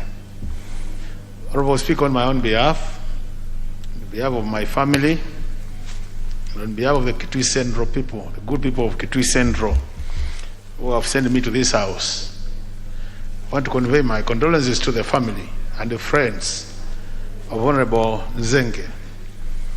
As it has been said, the Honorable Speaker, Mzee Nzenge, who was actually common in this compound, he would come visiting, and the end time we met him, I would say he was really an excellent role model for some of us who are young politicians. This is an honorable member, Mr. Speaker, who, in addition to fighting for the liberation of this country, also fought for the second liberation in terms of democracy through Ford. And Honorable Speaker, as Mr. Nzenge reads, I think we have a lot of lessons as leaders of this country to learn from his life. This is an old man even after retiring from this honorable house, honorable speaker, went out there and continued doing business to take care of his family. After losing 9 members of his family, he actually started a new chapter in life, and he has currently has another family. So we have so many lessons we can learn, honorable speaker, and I think I would urge my colleagues to really look at the life of this mzee and pick the positives, and let's run away with them in terms of the way we live and the way we conduct our business. May his soul rest in eternal peace. Amen. Honorable Speaker, thank you for giving me this opportunity. Let me start by sending my heartfelt, sincere condolences on my own behalf, on behalf of my family, and on behalf of 6.5 million Kenyans with disabilities I represent in this House. May his soul rest in eternal peace. Honorable Speaker, he is an independent former member of this House, Honorable Speaker. He fought for independence, Honorable Speaker. He's a freedom fighter, Honorable Speaker, and also for the second liberation, he participated, Honorable Speaker. If there are people we need to honor in this country and name streets and stadiums after them, it is him, Honorable Speaker, not the likes of Atuli, Honorable Speaker. Honorable Speaker, it was so shameful for us to name some octogenarians who have decided to stay for long and to refuse to retire in the trade union, Honorable Speaker, while we are capping the term limit of presidential candidates and governors, Honorable Speaker. So this is a man that we need to name, maybe a street or a road, Honorable Speaker, after him, Honorable Speaker, so that we can honor such heroes, Honorable Speaker. Thank you. May his soul rest in peace. Member for Funyula. Thank you, Honorable Speaker. On my behalf and behalf of my family and the people of Funyula constituency, I send my condolences to the family of Mzee George Nthenge. I came to hear George Nthenge during the clamor for multi-party democracy, when he joined with other political icons who have shaped the history of this country. Of course, after that, I had heard of him concerning the accident that wiped out his family, and I admired his resilience to start a new family and forge on. Honorable Speaker, indeed, as my colleagues have said, the role he played in this country, he needs recognition, and we need to learn to recognize our people before they die, not recognizing them posthumously. Of course, Honorable Speaker, my colleague like Songkok has never contested and won anything, so he might not understand why it means to contest and win at national level and international level. We wish one day he would get healed so that he cannot hide behind his physical disability and keep on insulting everybody who he does not like. Thank you, Honorable Speaker. Member for Makueni. Thank you, Mr. Speaker. On behalf of the people of Makueni, who were one time represented by the Honorable Nthenge, on behalf of my family and the political party of this association, at some point, we wish to pass our condolences to his family and say that Honorable Nthenge has been a good role model to many politicians. He participated in Second Restoration and ran under Ford Asili after the split of the original Ford, and was elected as a member for Kamukunji.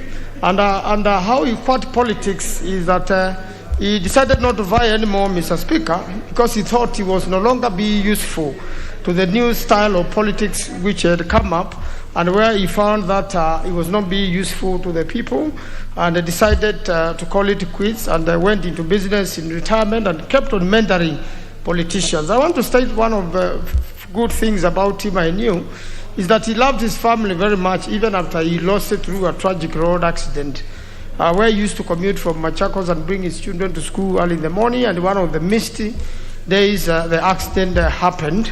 He still carried his wife's passport, even up to, up to recently, and they will boast about his family and say how great she was and how he kept on missing his family despite moving on and having another family. But the best thing he ever did in this country, Mr. Speaker, is to fight for first and second liberation. And let me join the others calling upon the nation or the county governments, either in Makueni, Machakos, or Nairobi, or even the national government, that, Mr. Speaker, we name either university or even a road or a monument, or, and even probably have a monument in the name of George Tenke. I thank you, Mr. Speaker.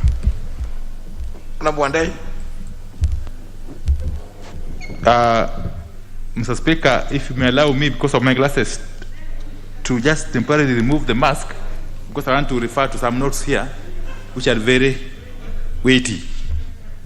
On this one? No. No. Sorry. Okay. Let me then just also express my condolences to the family, friends, and former colleagues of the late Honorable George Nthenge.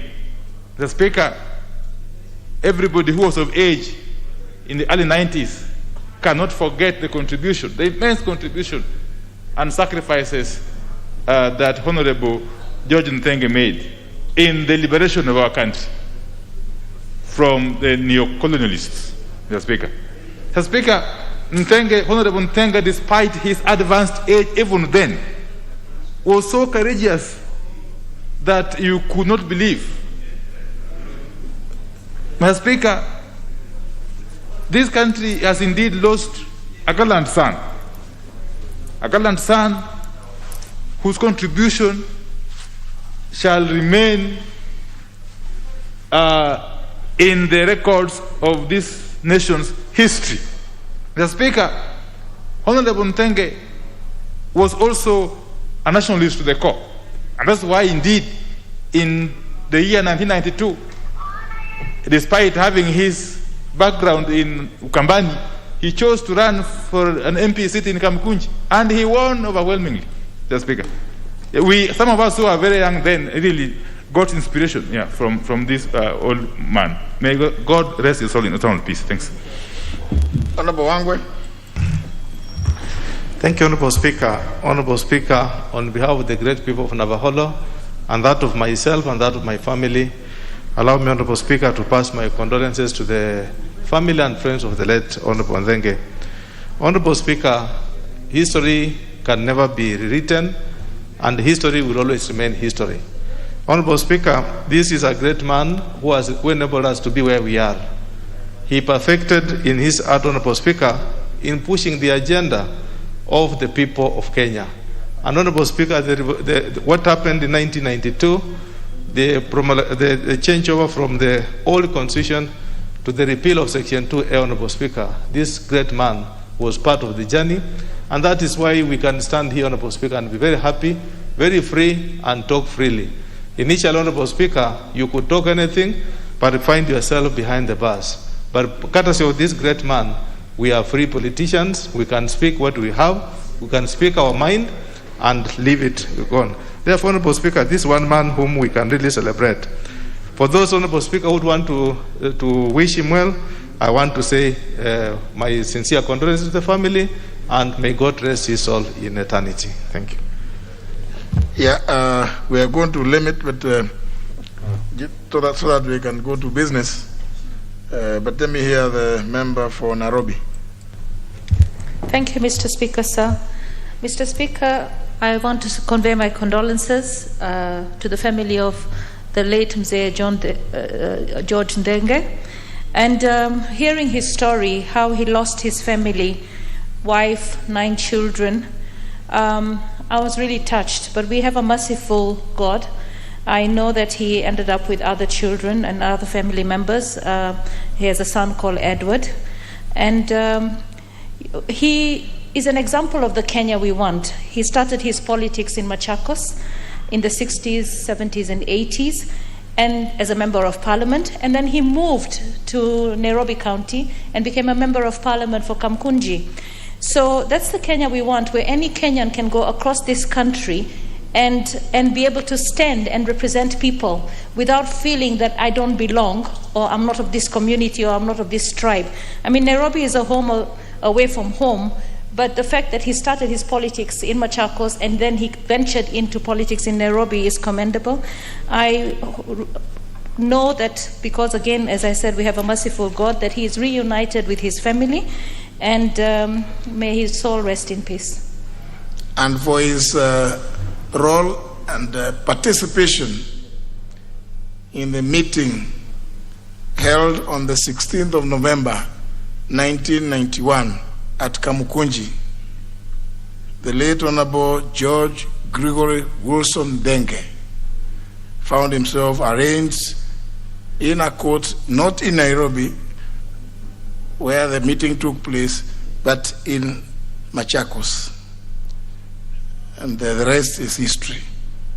You're talking about the great man. No wonder he subsequently ran for and won the Kamukunji seat, because he was still set free, or where he appeared, the person dealing with him found absolute nonsense, having been himself in the meeting on the 16th of November 1991.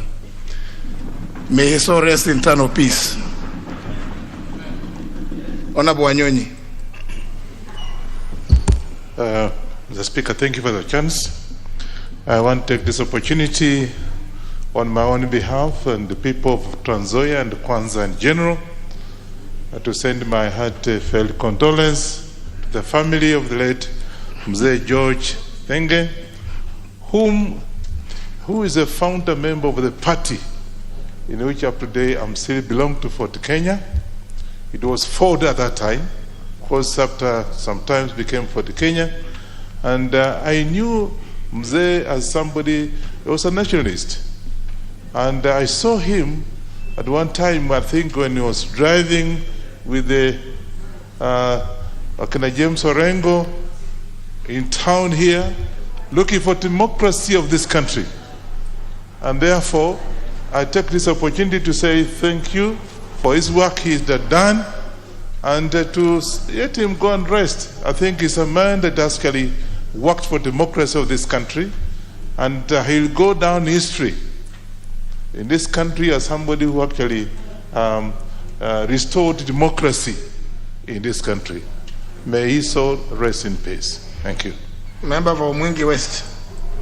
Thank you, Mr. Speaker, for the opportunity given to me. Mr. Speaker, let me take this opportunity on behalf of my family, people of Mwingi West, and friends to mourn person of Honorable George Thenge.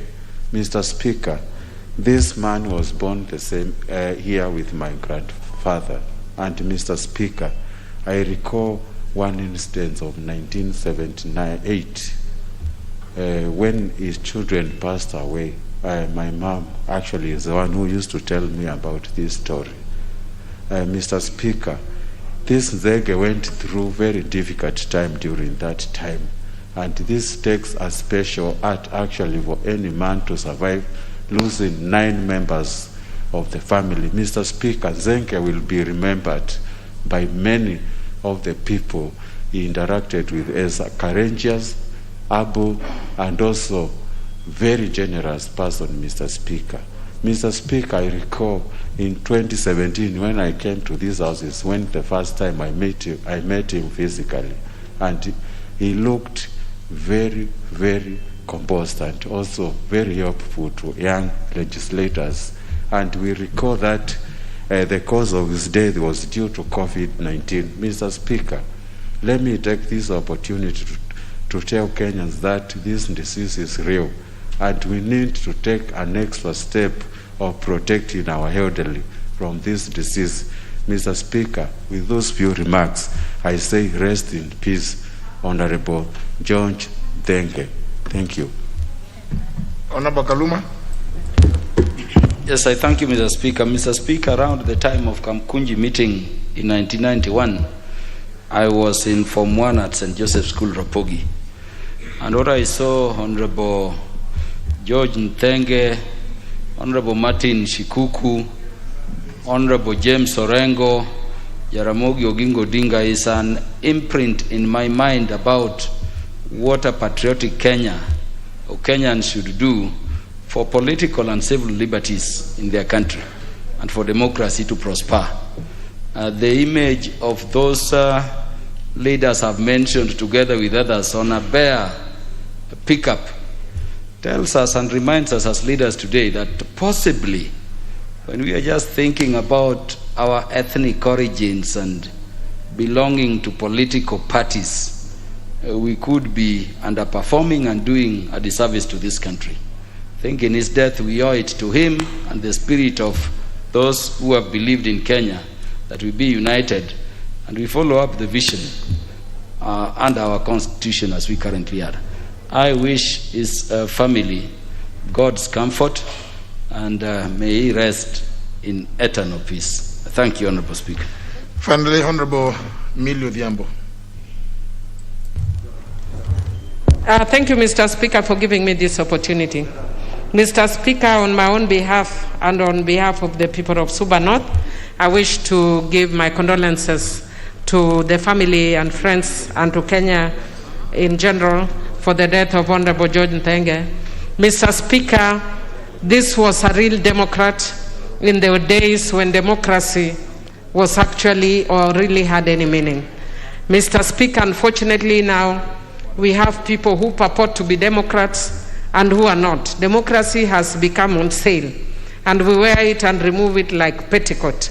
We don't take it seriously because we have very, very short memories like that of our top. We forget where we have come from as a country and we have made democracy a very cheap issue. Mr. Speaker, I'm listening to members talk about their own memories of 91. Mr. Speaker, I remember on that specific, there was a specific day, I think it must have been Sabasaba, that I was on my way to visit a friend of mine in Nyahururu. And it was a great day in this country. And that time I didn't know that I would one time also be a leader in this house. But we stood outside as the great leaders were passing. And we were shouting and screaming. And Mr. Speaker, in that entourage, there were Kikuyus, there were Luos, there were Luyas.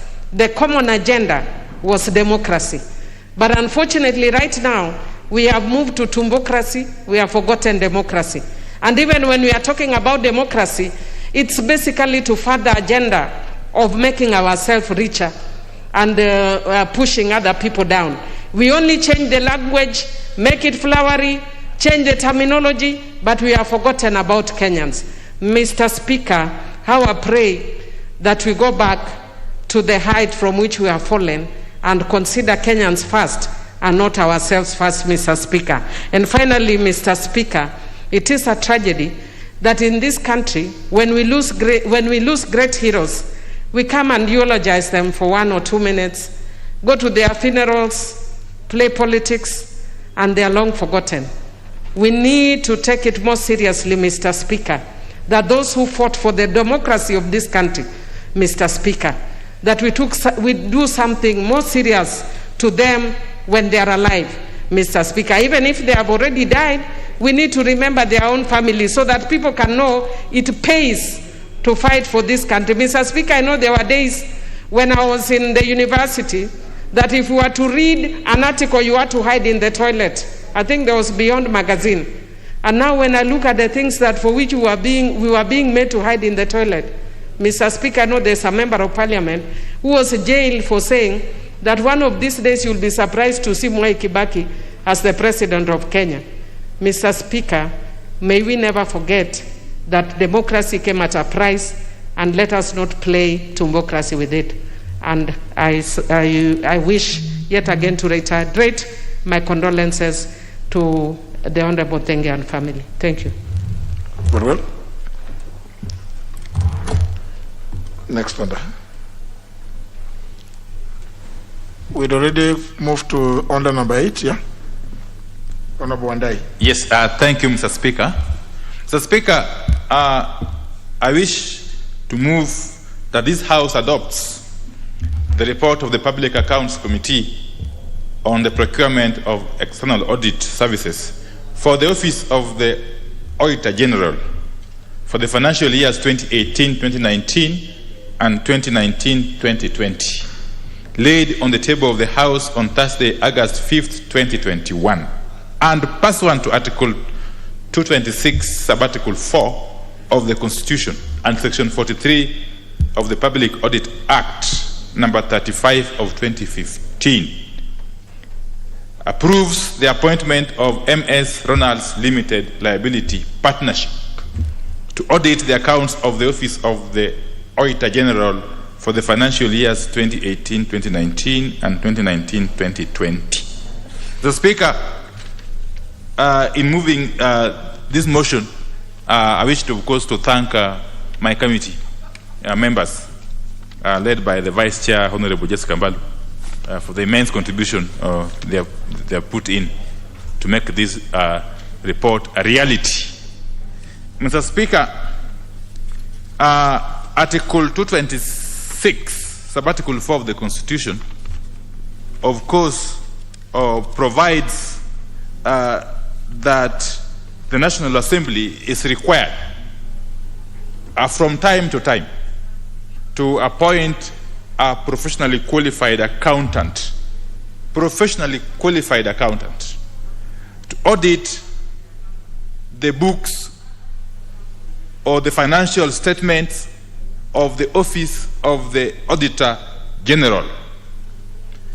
It should be remembered, Mr. Speaker, that this is the second of such appointments that we are asking this House to make.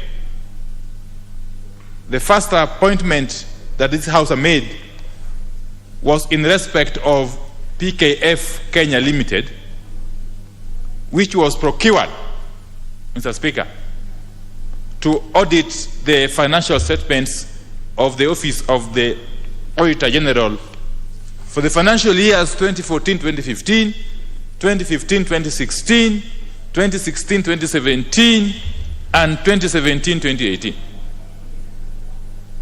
This time round, Mr. Speaker, we are simply asking this House to approve the appointment of this other firm, MS Ronalds Limited, to undertake the audit of the statements for just 2 financial years, 2018-19 and 2019-20.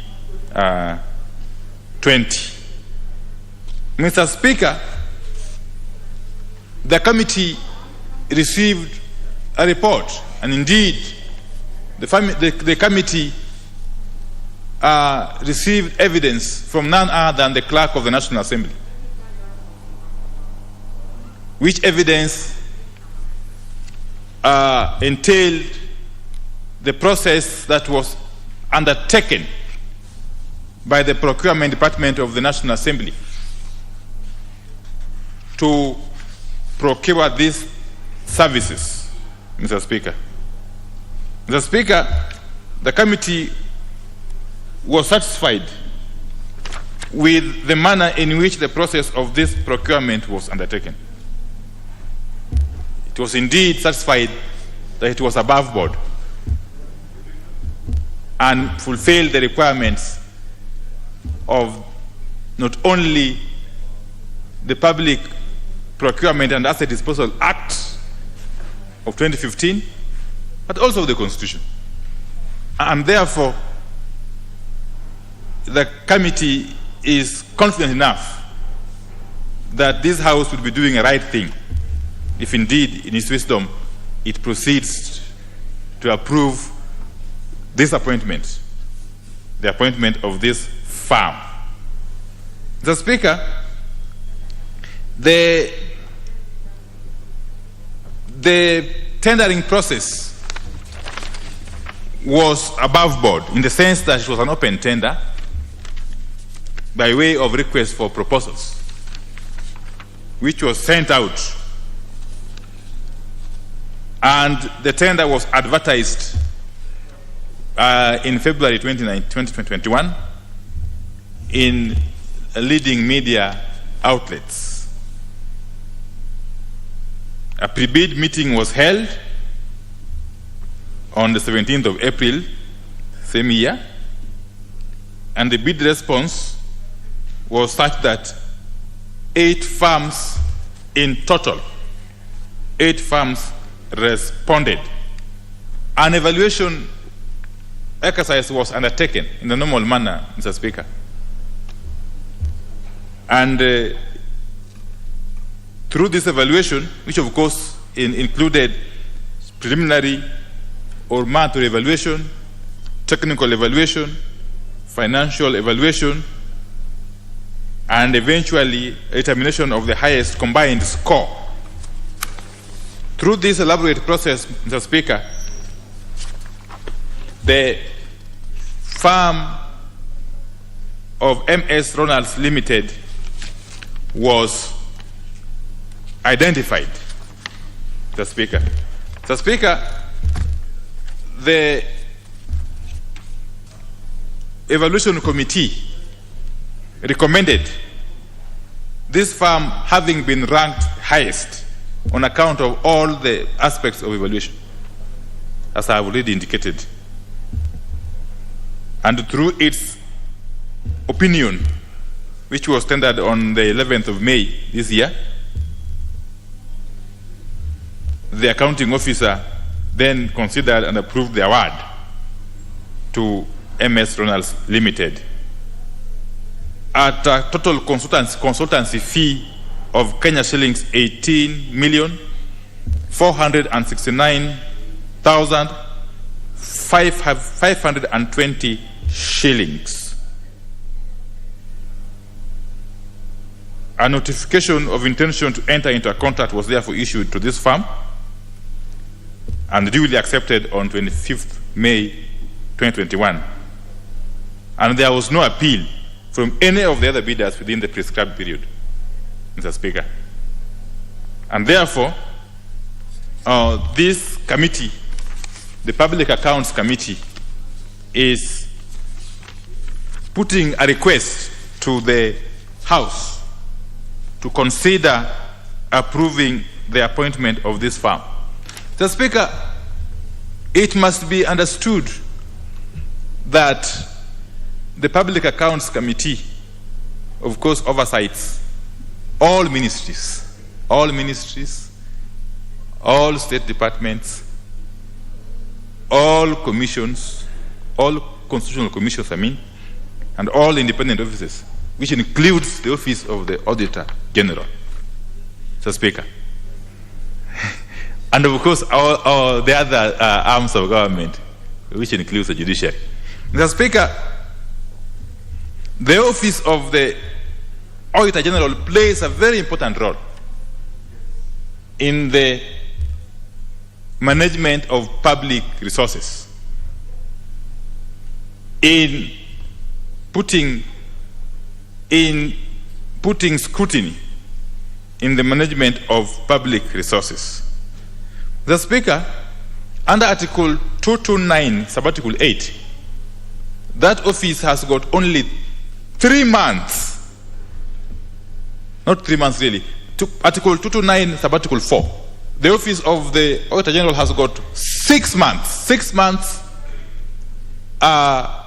from the end of a financial year to undertake its audit work and submit its report to the National Assembly or to Parliament for that matter. The National Assembly, on the other hand, under Article 229, Subarticle 4, has got only 3 months. 3 months upon the submission of the audit report to examine them and take appropriate action.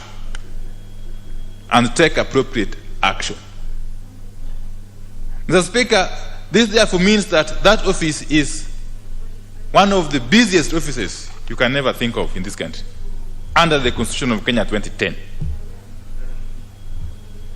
It therefore follows, Mr. Speaker, that that office, in the exercise of its mandate, also utilizes public funds, which are appropriated by this House. The Office of the Auditor General, just like any other state agency or entity, utilizes funds appropriated by the National Assembly. And since it cannot audit itself, Mr. Speaker, and that's why the framers of the Constitution, in their wisdom, under Article 226 of Article 4, decreed that an external auditor be appointed by this House to audit the accounts of the Office of the Auditor General. Mr. Speaker, I am pleased to report that the first such audit ever undertaken under Article 226 of Article 4 by PKF Kenya Limited in respect of 4 financial years, as I've mentioned earlier, has been concluded. And indeed, the House is seized. The House is seized of the report of PKF Kenya Limited on the accounts of the Office of the Auditor General for those 4 financial years, 2014-15, 15-16, 16-17, and 17-18. And shortly, the Public Accounts Committee will be commencing examination of that report with a view to tabling its own findings and recommendations before this House. So it's a whole cycle, Mr. Speaker. As we appropriate funds to state agencies, departments, and ministries, we also do the same to the Office of the Auditor General, which uses those funds to audit other agencies, and therefore, and again we proceed to appoint an Auditor General, an auditor to audit the accounts of the Auditor General's office, so that in the final analysis, the issue of accountability is addressed in a holistic manner. Mr. Speaker, as I conclude, it's also worth noting, of course, that under Article 203, or Sub-Article 3 of the Constitution, the equitable share of revenues collected nationally, is the equitable sharing of those revenues between the 2 levels of government can only be based on the last audited accounts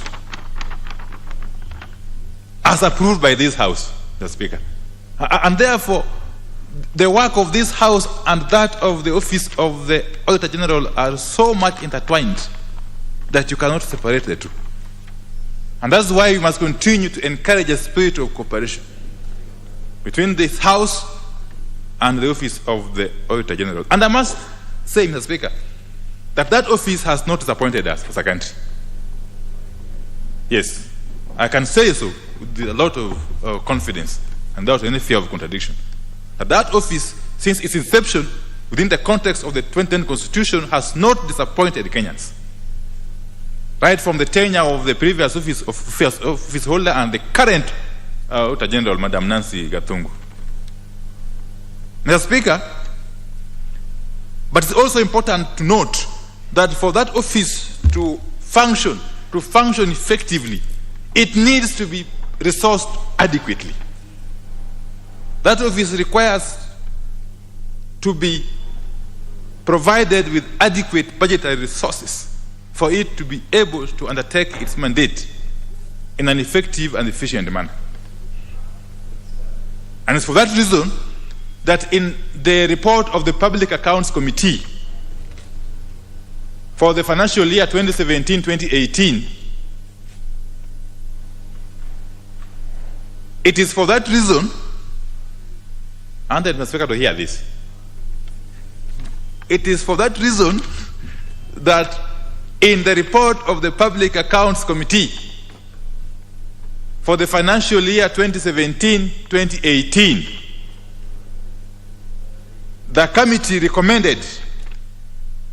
recommended, and this House agreed with it, because that report was approved by this House, was adopted in totality, I think in March this year.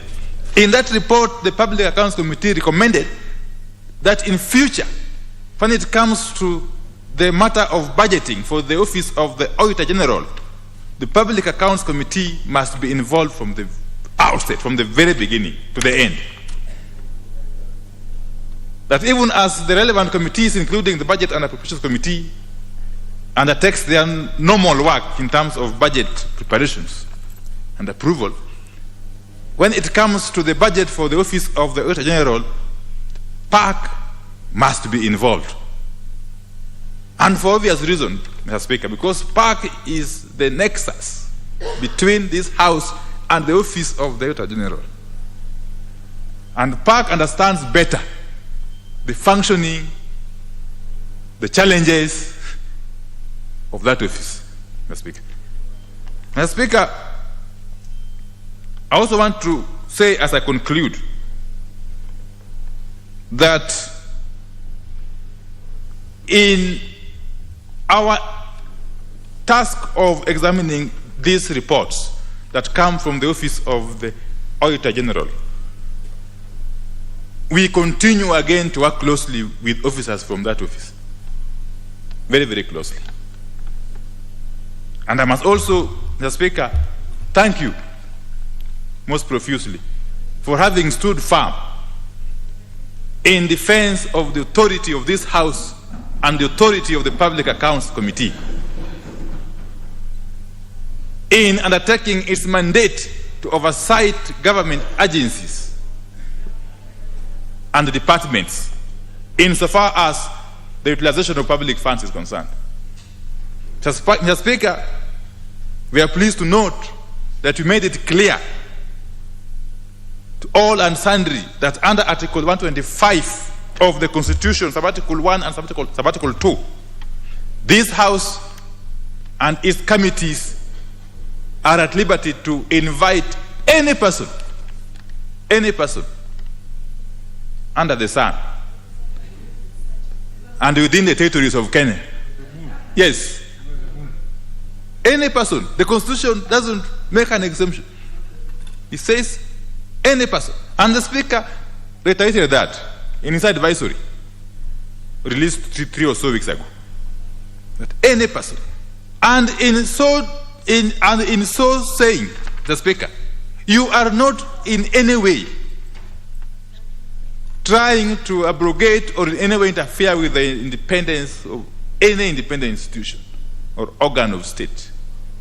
We are simply saying, even as we respect the independence of these institutions and organs of state, we must hold them accountable on matters of expenditure of public funds. Because that is our mandate that the Constitution has granted us as a parliament, Mr. Speaker. And therefore, Mr. Speaker, without further ado, I wish to move that this House adopt this report and allows the formal appointment of this firm to undertake this very noble task, Mr. Speaker. And I wish to ask the Honorable Aden Duale, who is a ranking member of that committee and a ranking member of this House, to second the motion. Thank you, Mr. Speaker. Honorable Duale.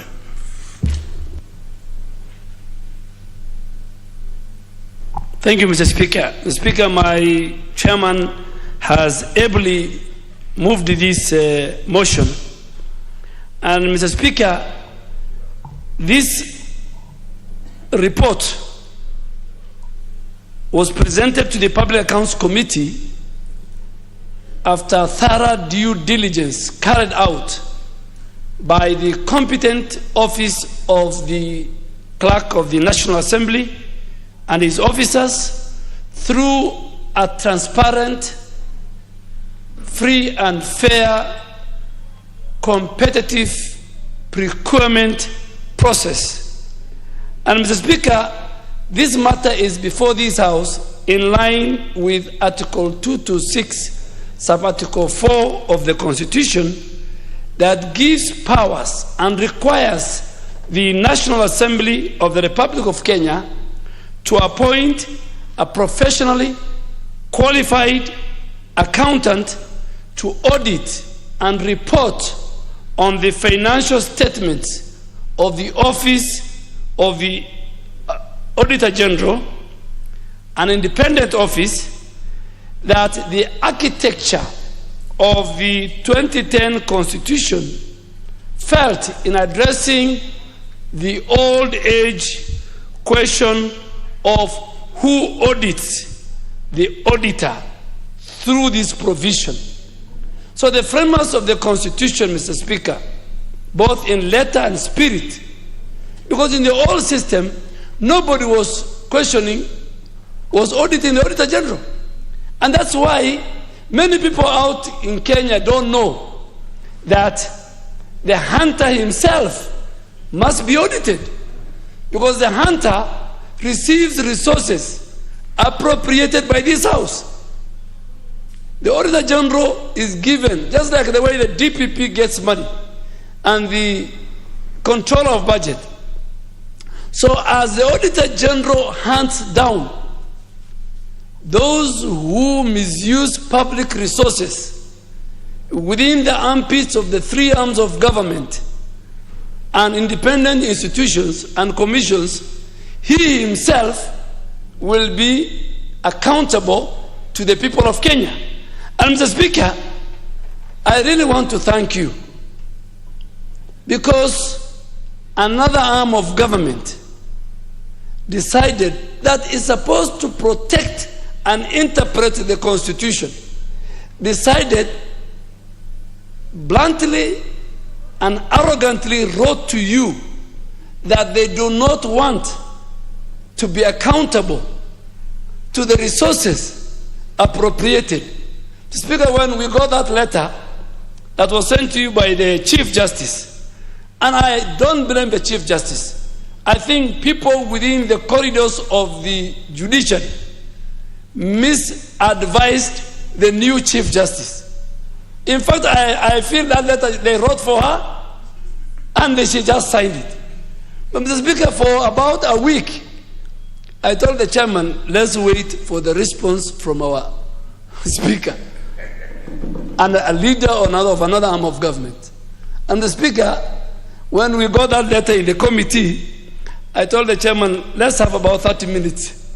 And I was sitting next to Honorable Tende Amolo, senior counsel, and I told him, let's first read this letter that you wrote, which, if you compare the two letters, Mr. Speaker, it is basically what is the function of the Auditor General.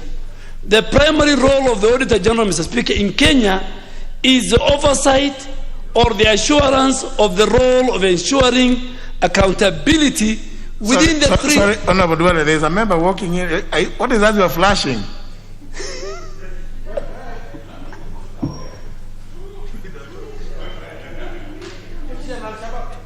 No.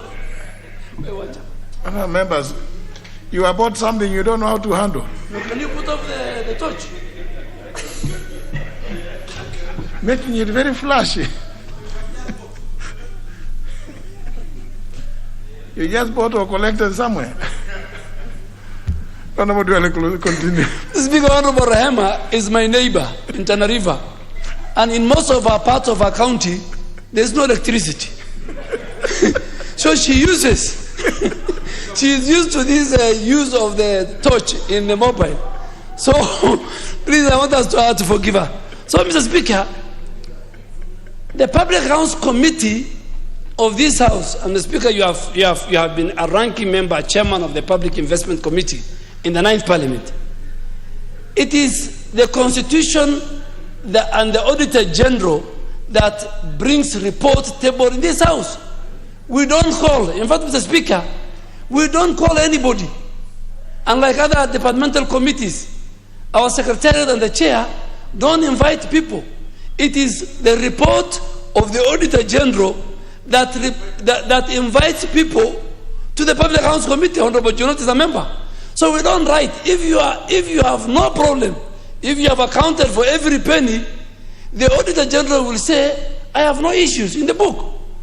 But if you have issues that the people who serve you in Machakos law courts and Eldoret law courts, the money they are paid by Kenyan litigants cannot be accounted for, you will be indicted by the Auditor General and you will find yourself before room 9 of the National Assembly.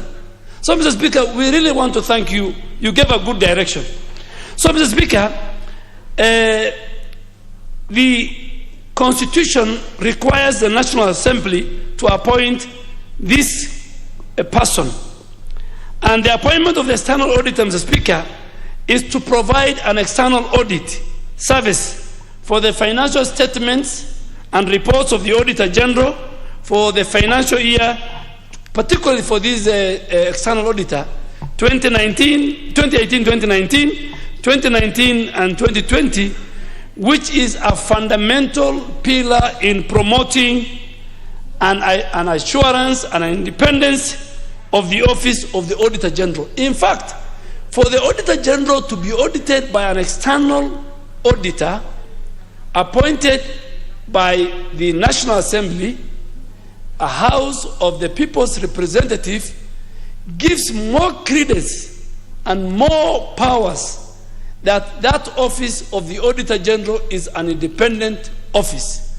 That independency is more anchored. It is given more credibility by what we are doing this afternoon, Mr. Speaker. Mr. Speaker, finally, the selected firm and the clerk of the National Assembly and his technical team appeared before the committee. They were interrogated. They presented all the trail papers of how this person was, this company was selected among other competitors in the field for the audit of the Auditor General's office under the years under review. And Mr. Speaker, I have been around in this house and served under 3 clerks. I served under clerk Mr. Bundi, before him Mr. Gishoi, and I think maybe 4, because in 2008 when I took the oath of office, I think the late, what was his name? Yeah, the late Ndiri, I think, was a clerk. So I served under clerk Ndiri, Gishoi, Bundi, and CLI Michael. And Mr. Speaker, I want to go on record that the men and the women who particularly run the various directorates of the National Assembly under your leadership, and I've worked with them when I was leader of majority, are the most competent citizens of this country. And I said a number of times that is one place I will recommend my children to come and learn. Mr. Speaker, so what is the function of this external auditor? And in this place, the winner is Ronald's Limited Liability Company, and if it's approved by this House, because this House has to approve. Number 1, this external auditor must provide assurance to this House and Kenya and the Kenyan public that the financial operations of the Office of the Auditor General in the slated financial year are above board, that the audits are in compliance with the PFM Act and the Constitution, Public Finance Chapter. 2, this firm must express an audit opinion. They must express an audit opinion, qualified, unqualified, and the rest, on the financial statements, giving us an assurance as a House and the people that the Auditor General followed the laid down procedures in financial reporting and financial standards and statements provide, and the statements and the accounts provide a true and a fair view of a financial position of that office. Third, Mr. Speaker, this external auditor must undertake a performance audit to assure this House and the people of Kenya, and indeed the legislature that is approving this afternoon, that the auditing services offered by the Office of the Auditor General, even to the Public Accounts Committee, Public Accounts and Investment Committee of the Senate, to a Special Accounts Fund Committee, and the Public Investment Committee, are professional and adhere to the standards of international supreme audit institutions And these are some of the institutions. I'm sure the leader of majority, as a renowned accountant, knows far much better than me. And finally, Mr. Speaker, that they provide a systematic review of the adequacy of the information systems and the ICT infrastructure at the Office of the Auditor General. What are the gaps? That's the auditor. Finally, Mr. Speaker, I really want to concur what my chairman have said, that this House must allocate more resources to the independent institutions created by the Constitution, the EACC, the DPP, most so even the judiciary, Mr. Speaker, and the Office of the Auditor General, in order to protect the billions and the trillions that this House allocates to various arms of government within the three arms of government.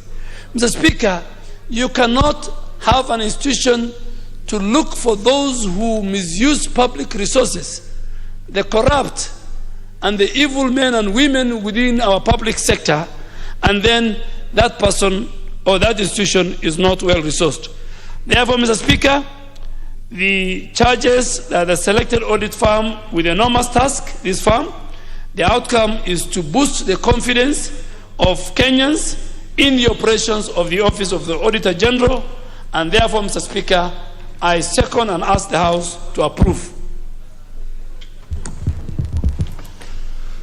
Honourable members, I propose the question, which is that this House adopts a report of the Public Accounts Committee on procurement of external audit services for the Office of the Auditor General for the financial years 2018-2019 and 2019-2020, laid on the table of the House on Thursday, August 5th, 2021, and pursuant to the provisions of Article 226, Clause 4 of the Constitution and Section 43 of the Public Audit Act, number 35 of 2015, approves the appointment of MS Ronald's Limited Liability Partnership, in brackets LLP, to audit the accounts of the Office of the Auditor General for the financial years 2018-2019 and 2019-2020.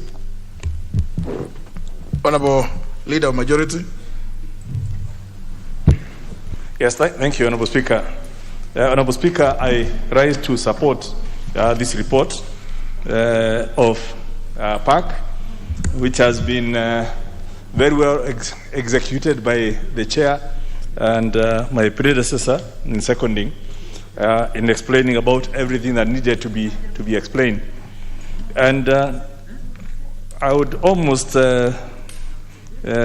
take the opportunity to congratulate the auditors, Ronald's LLP, for having made it to this bit, and I'm no doubt the House will do what it has to do in terms of formalizing the appointment, because all the screening has been done and there's nothing untoward that has been brought. I think there isn't really much to be said, Honourable Speaker, because what we are doing this afternoon is really playing our role as on behalf of the shareholders of Kenya. In the ordinary, company's situation, at every annual general meeting, one of the matters, one of the very critical agenda items is to appoint the auditor, who will then look at what has happened in terms of what the directors have been doing in the course of the year and report to the shareholders to give them assurance that their money has been basically applied to the right objectives in furtherance of the objectives of the company. And this all stems from the old situation of agency theory, where the shareholders would appoint, have certain expectations of what they want to do. They appoint their agents who become the directors, who then hire managers, and the two are usually at variance in terms of the expectation. So the shareholders may be wanting one thing done, the directors another, the managers another, and you now need the auditor to come and look and give assurance to the principals that their agents behaved in exactly the same way as they would have wished and provide the value for money. Now, in our situation here, the principals are the people of Kenya.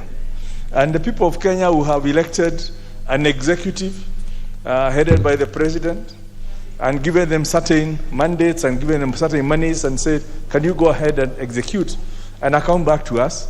And since the people of Kenya cannot receive those audit reports or cannot be called to an annual general meeting to receive the report of the auditors, then they've also appointed this assembly, this National Assembly, who basically will represent that AGM on a continuous basis, where we represent all those people and receive their reports and in terms of what the executive has done. And you will recall, members, we are actually the ones who actually appoint even the Auditor General. But the Auditor General himself needs to be audited. And hence, we as on behalf of the people, again this afternoon, are being called upon to also get an auditor to test, to audit our auditor, who we appointed to audit the executive and all the other independent institutions.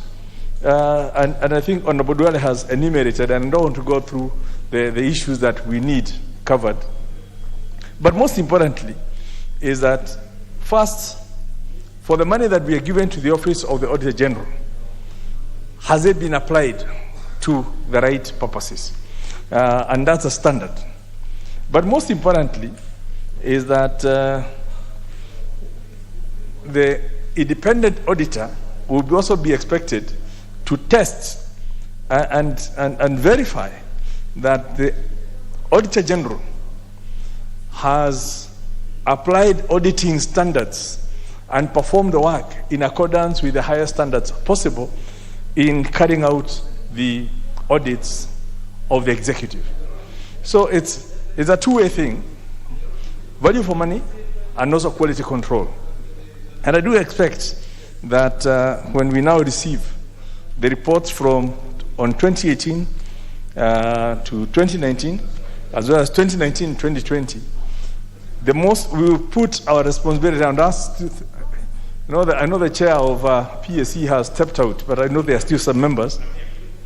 Oh yeah, I would like to really emphasize that when Ronald's LLP give their report and appear before the PSC, which I hope they will do, to come and actually present that report to you as on our behalf, that one of the things you'll be expecting is that take you through what has the Auditor General been doing, how have they been applying, how have they covered all these monies, and why are we having issues in the counties, for example, where you visit councils, you visit the counties, and you don't need to be told who owns. Everyone is talking of, that building is now owned by the chief officer of this county, yeah? Yet the local bank manager does not tell you that the so-called person has gone for a loan. You hear, you can see the lifestyle changes within the counties. And what we would like to see is what is the Auditor General doing, particularly at the county level, so that even as we see development and people getting development conscious, courtesy of the devolved funds at the personal level, we want to be sure that it's not our money that is getting personalized. And those are the things we want to hear from the Auditor General. Now, if the Auditor General has not told us that, then we would want to hear from Ronalds that they also did tests, go back to those areas where the Auditor General has given very clean audits, and they have also concurred with the Auditor General, so that those lifestyle issues that are basically, like sore thumbs that are showing up there, that things could be wrong, can actually be done at the 2-second level. And hence, Ronalds and company should not just look at their job as to go and look at the books of the Auditor General. We want them to give us quality control, quality assurance that the Auditor General has done everything possible to uncover how our money is being used, not just at the national level, but especially at the county level, because the more we spend, the more monies we give out there is with the hope that we are going to stimulate economies at that micro level. We're going to ensure that suppliers are paid on time. So if money is flowing and people are not being paid, then we need to be told why this is happening so that we can at least arrest the poverty at the grassroots level. And so I really wanted to just emphasize that. I don't want to belabor the point. I know we started, I think this is the third auditor, independent auditor. There was Merari and Company initially, yeah. Then we had PKF. So this is the third auditor we are actually approving for different time periods, and hence there's enough experience now in terms of what the other two have provided. Now, the only thing, and I've expected that to come from the chair, is I know we are appointing this for the 2018-2019 financial year and 2019-2020. Yet, as of now, I know the Auditor General is looking at the 2019-2020 for government. But surely the auditor we should be one step ahead. They should have had their issues proper, that we should not actually be talking of 2018-2019, that should have been audited. It's something that we need to look at so that even as we appoint the next auditor, we'll be looking at futuristic, appointing somebody for the 2021 to 2025, so that we don't end up coming to appoint an auditor after and almost leaving our Auditor General exposed because the audits for 2018, 2019 have not been completed because we could not hire the auditor to do it. So, Chair of PAC, I would like to encourage that you look into this matter. At what point we appoint the auditor for 2020, 2021, and 2021, 2022, because we should do it now, ahead, rather than just looking at after the years have passed. You appoint an auditor for the ensuing year, not for the year that has just passed. Right now, we should be receiving the reports for last year is what we should be discussing to see what Ronalds have told us. But that's is a minor point. I'm sure there was a reason why there was this oversight. But now that we are here and we don't know what the 13th Parliament will do, we might as well take advantage of our presence to start the process now of appointing the auditor into the future. Then we can have at least that issue resolved, so the others the next appointment will be taking place another 2 years from now. So, like I said, I want to congratulate Ronald's LLP. I know it's one of these young and emerging partnerships. I believe they have about six or so partners. It's a growing thing. And it's good to see a Kenyan firm, because at some point we were worried. If you may remember, Mr. Speaker and Chair of PAC, there was even a time there was contemplation of having an international auditor to come because the Kenyan auditors did not want to audit this office, partly because of potential conflicts. Because if you also want to have the opportunity of being appointed by the Auditor General to do some of the work, then you disqualify yourself by being the auditor for the Auditor General. And hence, I think there was a bit of that issue of people not wanting to be appointed as auditors for the Auditor General because they disqualify themselves from being given work by the Auditor General.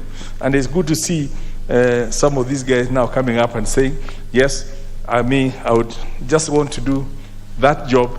And at some point in future, when the roles change, it frees them from they could as well go and assist the Auditor General in doing some of the audits.